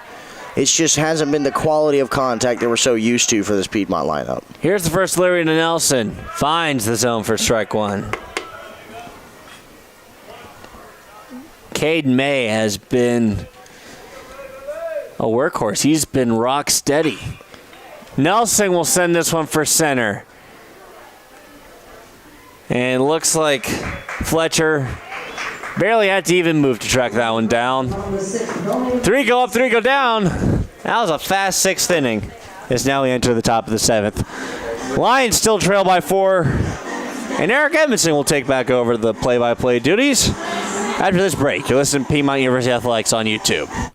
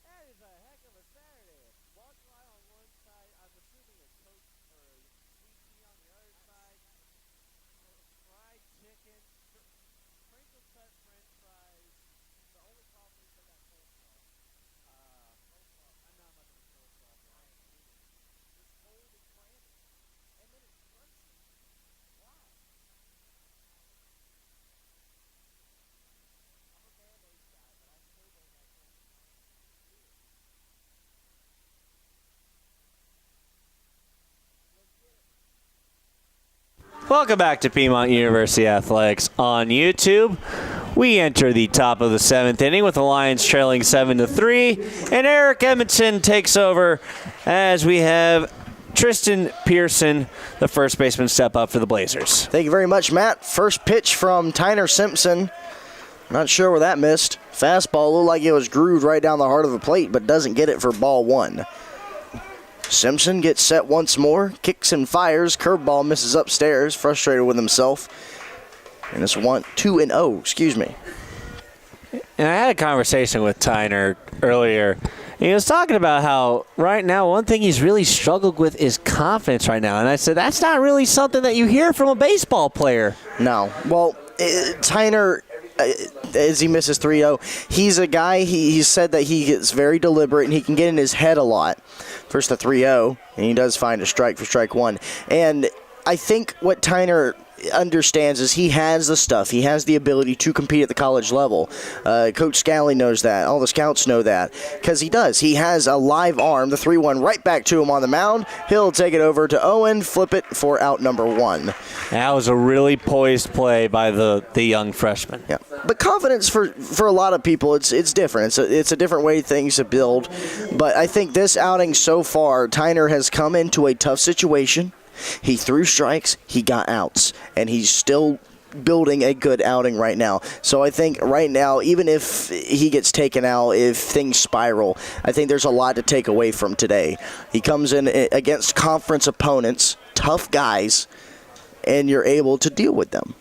Maybe it's not with strikeouts galore. Maybe it's not with the swing and miss stuff, but you're able to navigate a lineup. Is that you're what's able to be deliberate. Yes. Able to be deliberate, and that I think will be a confidence booster for him coming out of this game because he's had a pretty good showcase so far. Absolutely, and he's a very humble guy. If you ever talk to him, he is a very humble guy. Very much. The only problem is he's an Ole Miss Rebels fan.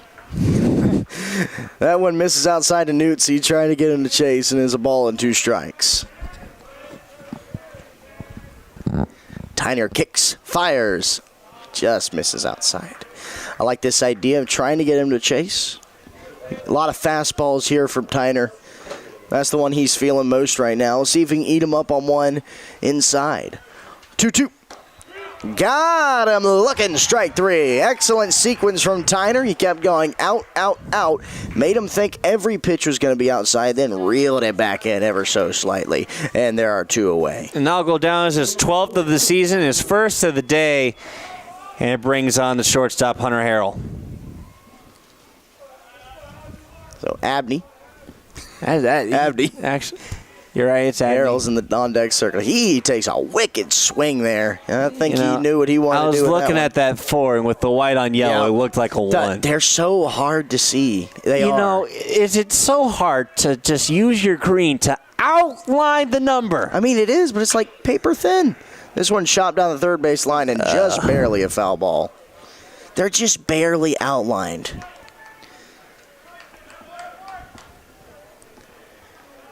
So he's got Abney down 0-2. Don't get me wrong. I understand the look.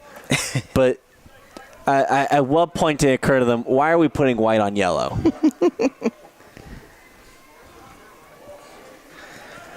Looking for his first K. 0-2 on the way, and same thing as the last guy. Got him 0-2 and missed well outside. You know, this is what you get in broadcast with me and Eric. You get conversations about team color palettes for jerseys. Yeah, exactly. Tyner looking to reel it back in. 1-2. Just missed on the outer half. Seems like the idea is pretty clear on what Tyner wants to get these two batters out on. It's been fastball, fastball, then outside fastballs. 2-2. High fly ball, left field. On the route is Molinek. He'll make the grab in left center field, and the side's retired. 1, 2, 3 for Tyner Simpson. We go to the bottom of the 7th, and we will stretch it out here in the booth. You're watching Piedmont Lions Baseball on YouTube.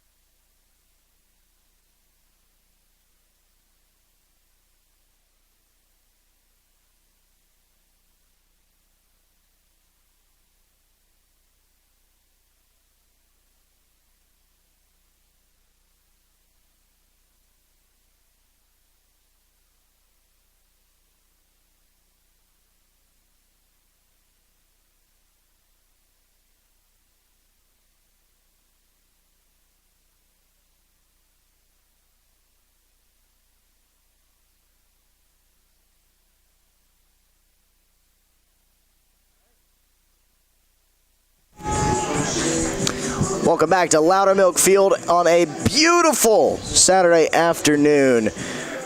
Game was rolling right along, then we hit a little bit of a hiccup in the middle innings, as you usually might. Colton Hicks stands in and laces one to left field. That is going to lay up for a base hit right in front of Nutzi, and the Lions are starting maybe to see a little bit something better out of bulk man Cade May, who has been cruising right along. He's allowed a run, but nothing else really.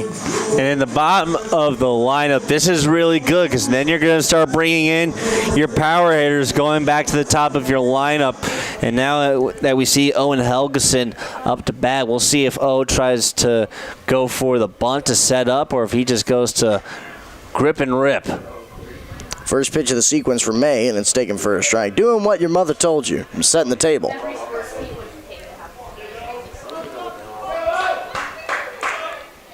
Helgeson down on the count. Hicks at first. I don't know if he'll be going for a run here. We'll see, though. He is 14 of 16 on stolen bases. That was a good block by De La Cerda. And Hicks upset with himself. He thought he would have had it. That would have been a really great shot, but De La Cerda shutting that one down before it even got started. And Colton got about 3/4 of the way off of first base. And when he saw that ball hit the dirt, he thought he saw De La Cerda corral it better. 1-1 on the way. Fouled out of play, and we'll do it at a 1-2. Someone they said, can you play pitcher?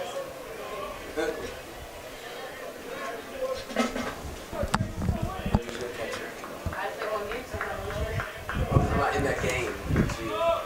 A ball and 2 strikes. I don't remember. I just remember that I did it. Like, yeah. Probably wasn't that incredible. Helgeson to center field. Fletcher came in a little bit, now has to backtrack, and dead center field makes the grab for out number 1. Right off the end of the bat from Owen, could not get the barrel around.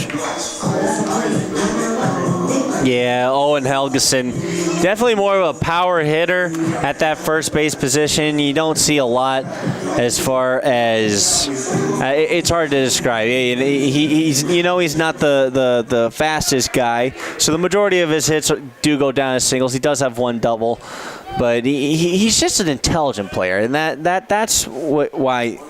That's the big thing about Helgeson. He's a really smart, intelligent player, and he's a really good first baseman. Hicks bluffed going. Mix squared a bunt, but pulled it back. Nathan has had some really good contact today. There are days where Nathan Mix looks like he might be the most dangerous batter in the lineup, and he bats 9th. He has really good contact. He has a really nice swing. Hicks looked like he was going as Mix takes a strike, even a count at 1-1. And I think they have Mix there just because it sets him up for possible runs as we go into the back into the top of the lineup and we go back into our more marquee players. Right. It's like having an extra leadoff man.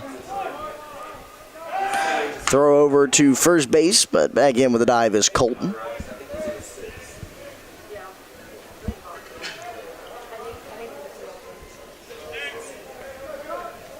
The junior Cade May has given Belhaven the innings they so desperately needed today.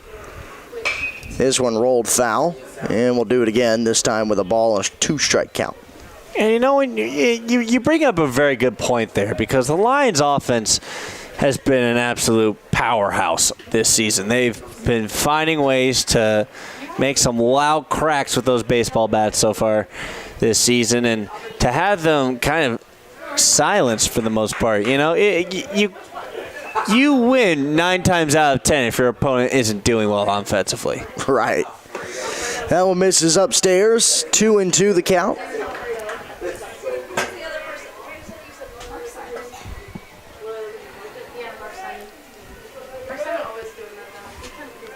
Hicks stirs up some dirt over there at first base. Nathan Mix a lazy fly ball to left field. Going back is Harrell, but he's going to be called off by Nutzi, who makes the grab for out number 2. So what's looked like a promising start to an inning now has the Lions down to their final out. Still with a runner in scoring position, still a runner at first base. And here's Skylar Willis, so all hope not lost. Willis went down swinging last time he was up against May. May threw him a nasty breaking pitch that had him down on one knee. So let's see if Skylar took notes. Let's see if he can come back and maybe see what we saw in the leadoff, and that is a single. Yep. Willis takes a pitch just outside, and he'll climb ahead in the count 1-0.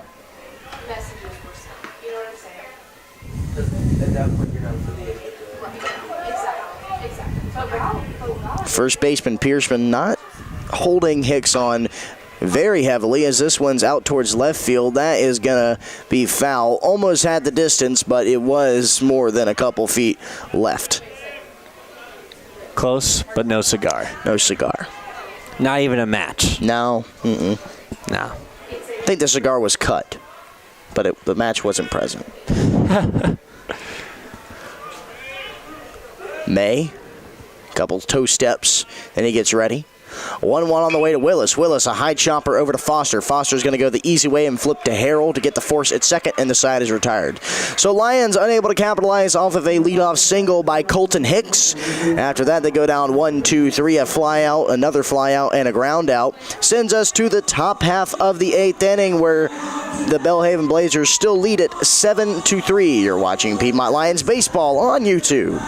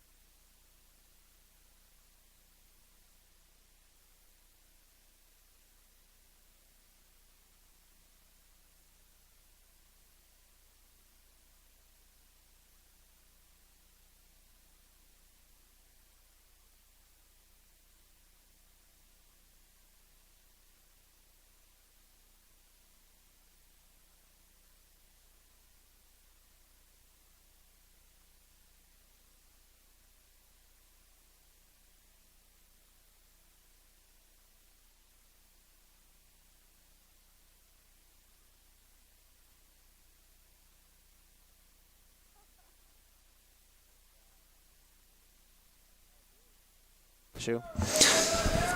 Welcome back to Piedmont Athletics on YouTube. Tyner Simpson back out for another inning of work. He'll deal off against Hunter Harrell, Hunter Estes, and Noah Foster. This one sent down the right field line, but foul, so Harrell will have to jog back to home. That one was really close. I thought that one might have just touched fair. Yep. Just about maybe a foot or so outside the line, maybe less. Maybe half a degree to the left, and that would have been a problem. Big issue.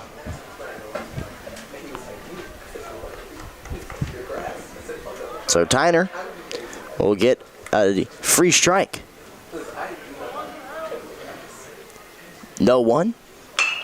Off the hands, popped up into right field. Shielding his eyes from the sun is Kate, and he will make the grab for out number 1. Good play by Kate, able to track that down. Hopefully that's a pattern that will repeat.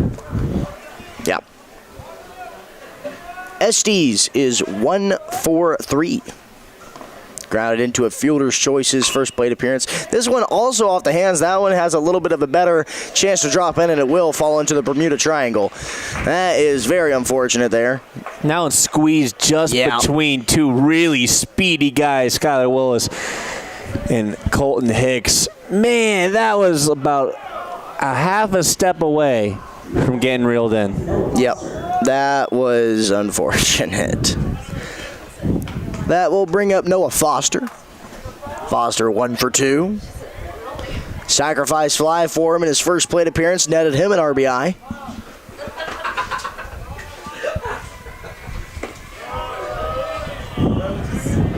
That one misses for ball 1. Now runner on with 1 away for the Lions. Simpson works from the stretch.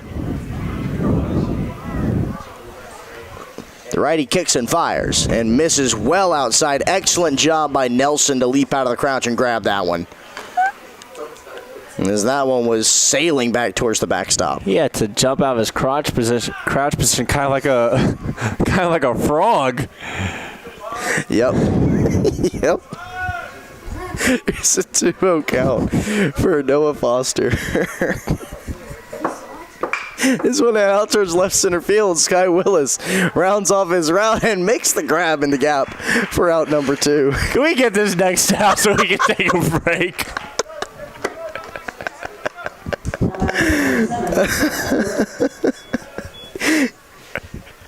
Eli Britt stands in. He's 0 for 3. God help us. Belhaven still with a runner at first base.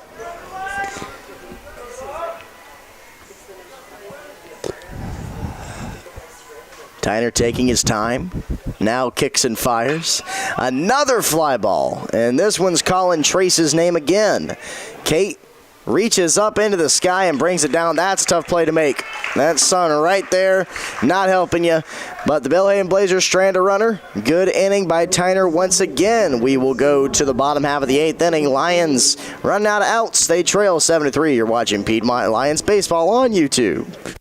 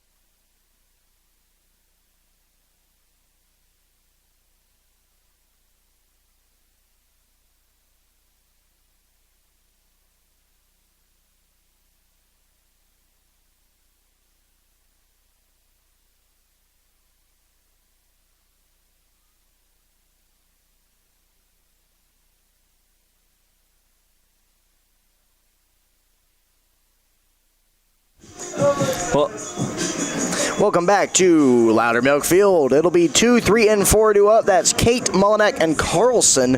And Matt, I think it's time to get Cade May out of the game. yeah, or at least have him out of the game after giving up a few. Right. There is action in the Belhaven bullpen. First pitch that Kate sees, he swings and fouls it directly into the dirt. Home plate umpire checking it for a scuff and says, okay, that's fine. Send it back to him.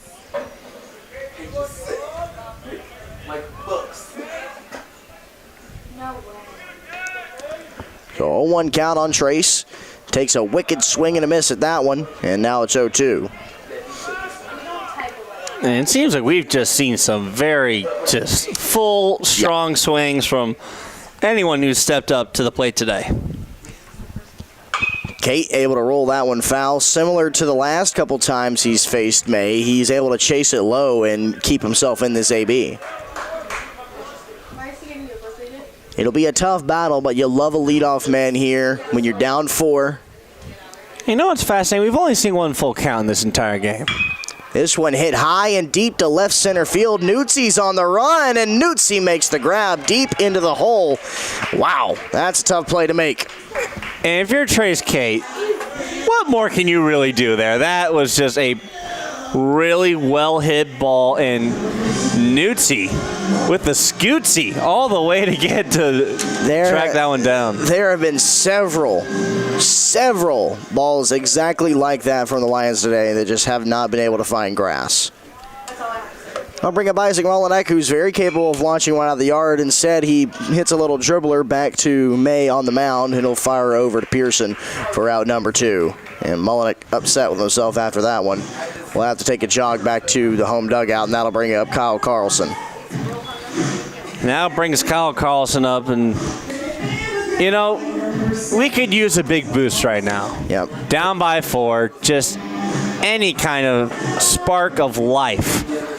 Carlson is 0 for 3, and every single time he's been out, he's grounded out to Harrell over there at short.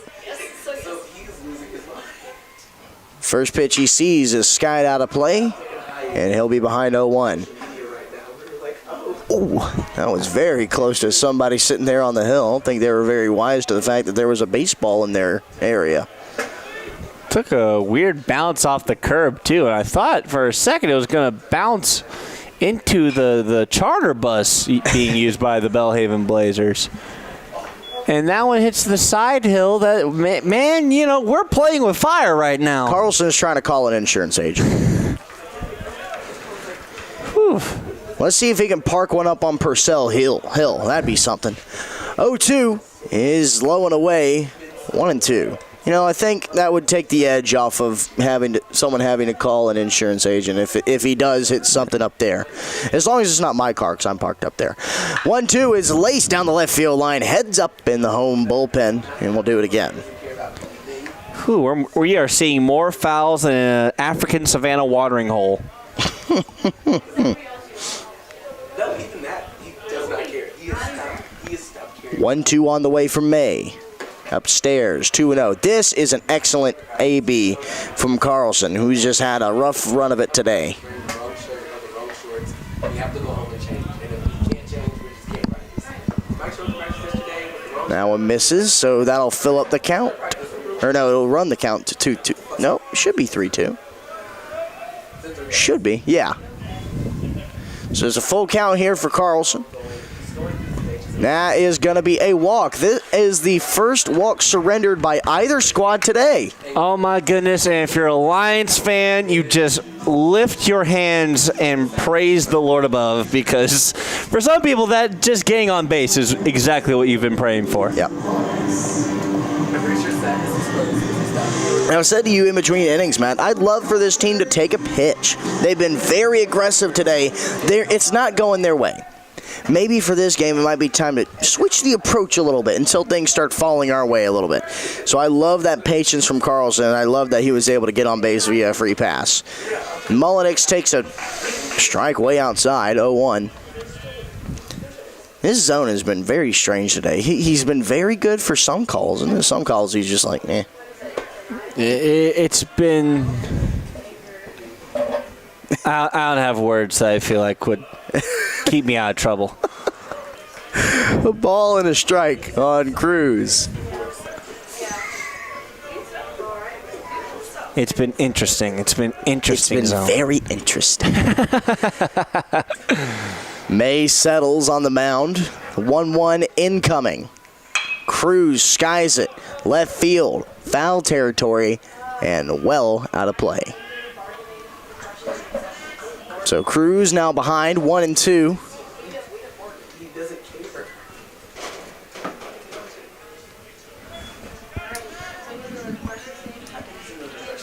Maybe Cruz, and the approach is to go take the cruise control more so on the swings. Just kind of like, okay, let's ease back on this a bit.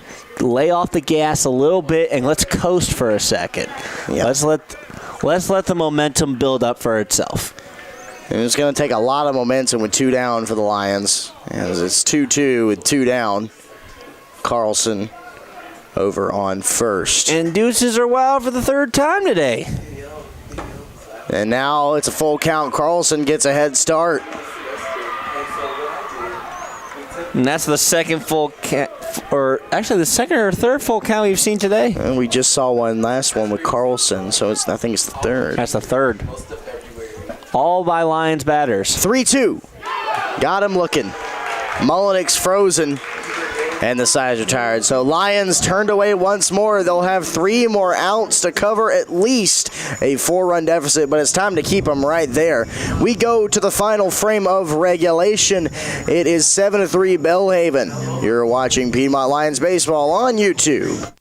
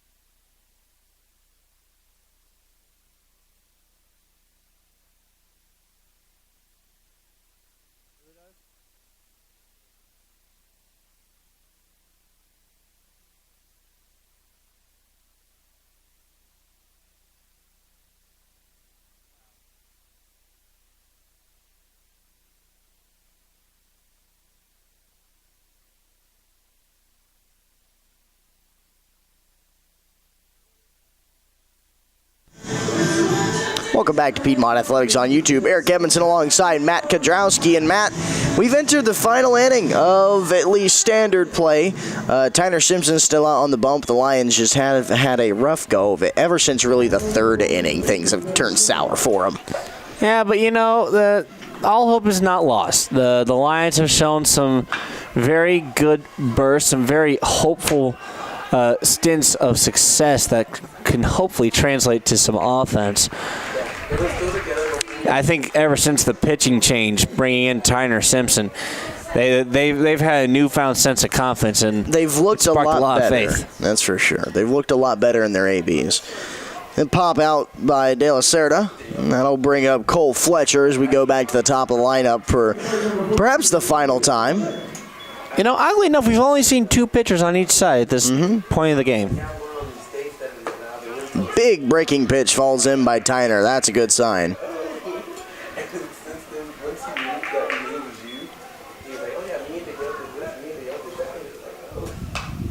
Sent back towards the net. So now 0-2 on the leadoff batter for Belhaven. He's 1 for 4 today. See if we can make it 1 for 5. Simpson raises the glove, kicks, fires, just missed. Maybe a little bit high. I don't know where that one missed. That's a tough call. But 1-2. Big swing and a miss left, no doubt about it. Tyner gets his second K, and there's 2 down. That was a really, really, really big strikeout, and now it brings up Josh Newt. No, not Josh Newt. Tristan Pearson. Pearson 2 for 4. I caught myself there. That one laced foul territory at least, and I think that's gonna. Oh, they're gonna say that was fair. That's a foul ball. That was pointed close. foul. I thought it was. That was very close. I think that fell fair. If we're being impartial, I think that fell fair. That seemed to fall right on top of that line. Yeah, that was close. That It didn't go too cold. It was going towards first. that was really close. Oh, it's okay though. That's just strike 1. It won't go down as anything but strike 1. And maybe a anxious moment or two. Yeah, really long walk back for Pearson as he rounded second. He was ready to go. It, man. He was finding 5th gear, 6th gear, hit his turbo thrusters while he was at it. 0-1 misses outside, 1-1. That man was going for an ITP HR inside the park homer. On the ground, rolled foul. Come on, coach. Yes, sir. Barehanded grab by the first base coach for the Belhaven Blazers. 2-1. So, 1-2 You have 3 strikes. on the way from Simpson. Just missed low. So, 2-2. I think Tyner came out of his mechanics there a little bit. Deuces are well for the 4th time today. Pearson awaits. Simpson fires. 2-2 is sent towards left field. A foul ball. And do it again. Yeah, I'm watching this like since I'm really bad. He'll be able to like drink the fat, and I was like, I did that. 2-2 on the way. Just missed and we'll fill it up. And there's your full count. I'm gonna take it here, just work, and then start my last piece.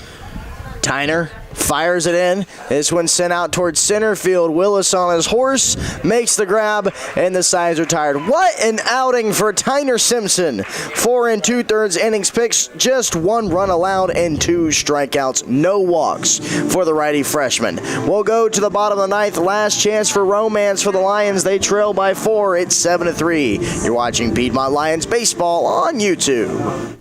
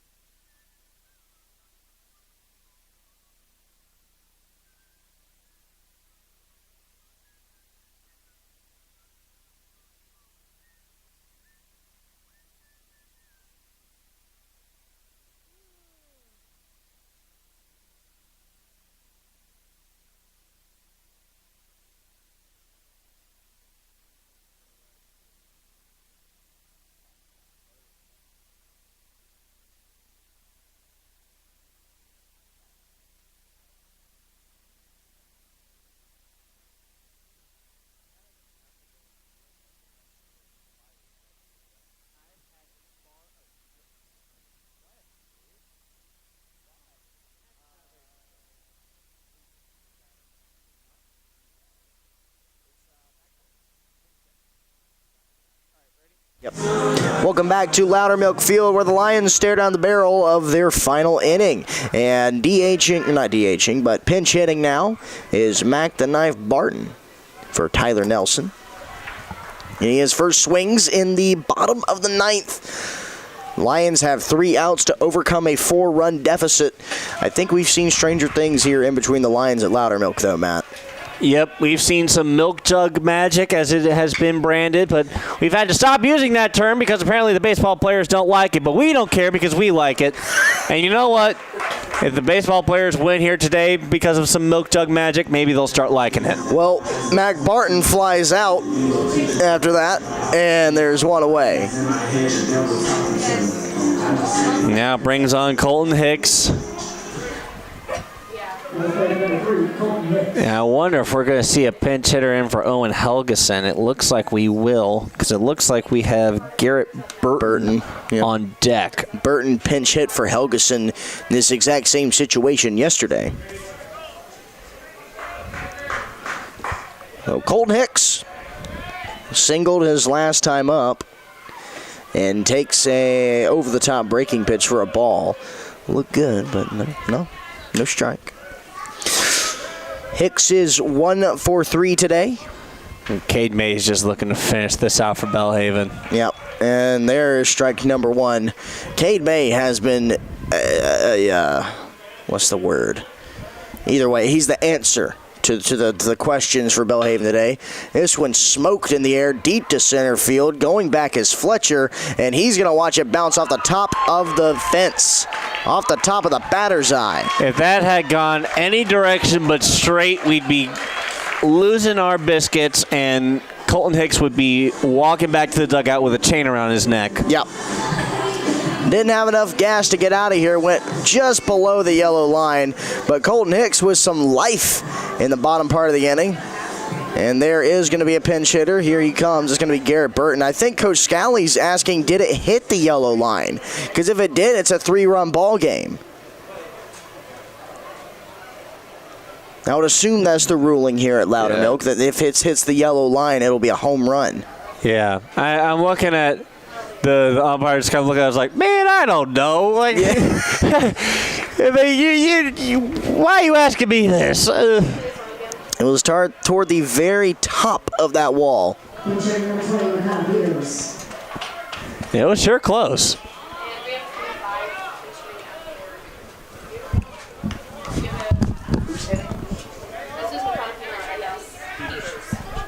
It isn't Garrett Burton, it's Peters. They had a jersey swap before the game, so Peters comes in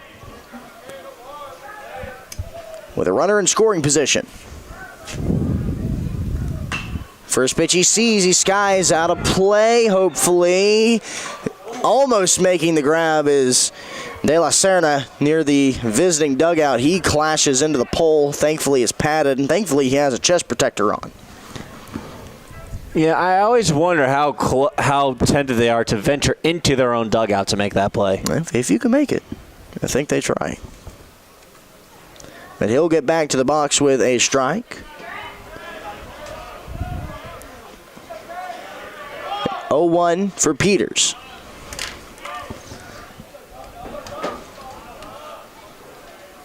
He takes a pitch low and in. And it looks like we have Sean Bailey on deck. Lions trying to make some noise in the bottom half of the inning. They've got one down, but one scoring. A strike to Peters, and it's 1-2. McKenna turned around and asked the umpire, hey, was that low? What are we doing here?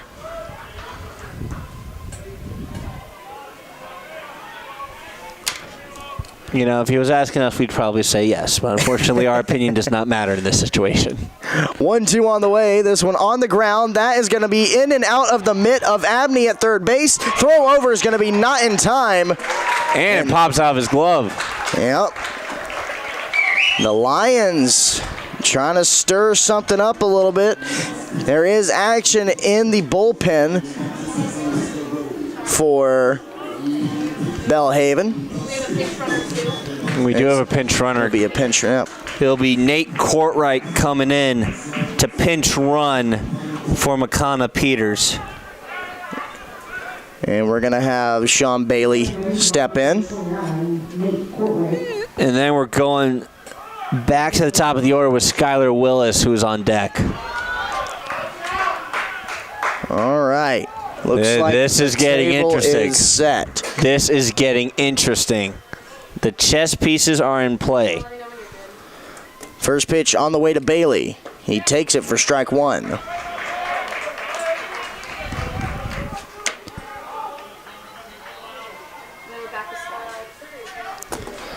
Two on with one away. 0-1 count. And the 0-1 pitch on the way to Sean Bailey. Swing and a drive out towards left field. Getting the wave around third base is Hicks. He's going to come home. The throw is going to be late, and the Lions make it 7-4 and bring the tying run to the plate. Oh boy, here we go. Still a lot of ground to cover.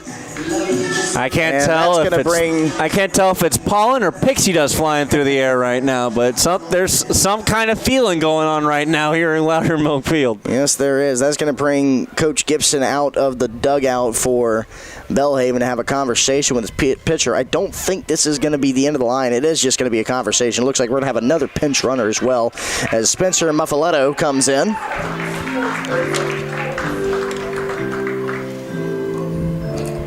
Coach Scally pressing every button possible.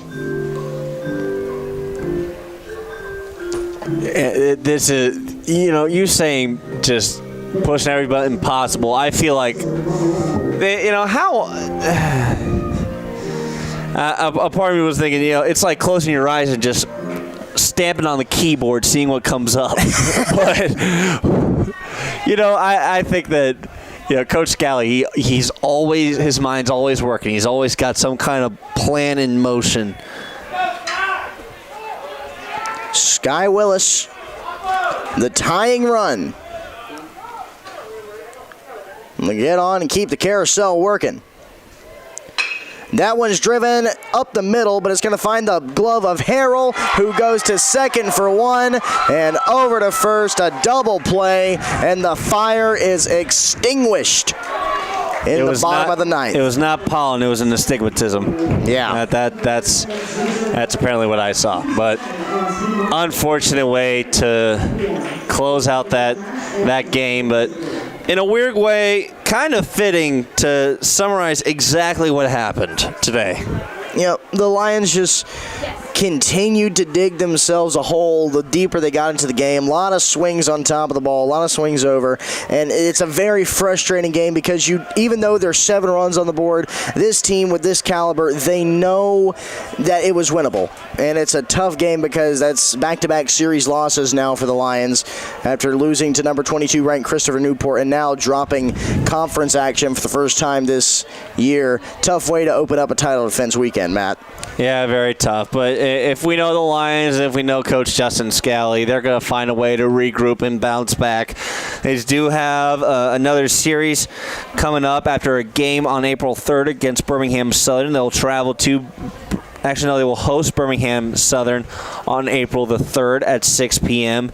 before hitting a road series at Berea College on April the 5th through April the 7th. Everybody circles the field, handshakes, good games, and a tough one for the Lions as they will walk to left field with the heads down. But it's a long season. Some good things to take away from this game, some rough things, but we look to develop as we continue into conference play. It'll be a loss credited to Adam Mativier. It'll be a win credited to Jackson Miller, who now tacks on his first credited win of the season. So, and then the Lions, of course, fall to 12-9. Belhaven improves to 12-9. Yeah, and both teams will move up in the conference. Now Piedmont 1-2 in the conference, and Belhaven now 3-2 in the conference. So Jackson Miller goes 2 innings, a 4-hit ball. Cade May comes in and sweeps it the rest of the way. He'll get the win. He moves to 2-3. The scorebook. Mativier hit with the loss after going 4 innings, 1/3 innings pitched of 9-hit, 7-run balls, 6 of them charged to the ERA. A tough one for the Lions in Demers, Georgia. But that's going to do it for us here on YouTube. For Matt Kudrowski, Daniel Percival, her entire crew, I'm Eric Edmondson saying, hope you have a lovely rest of your afternoon, rest of your evening, and as always, go Lions. And happy Easter. Happy Easter.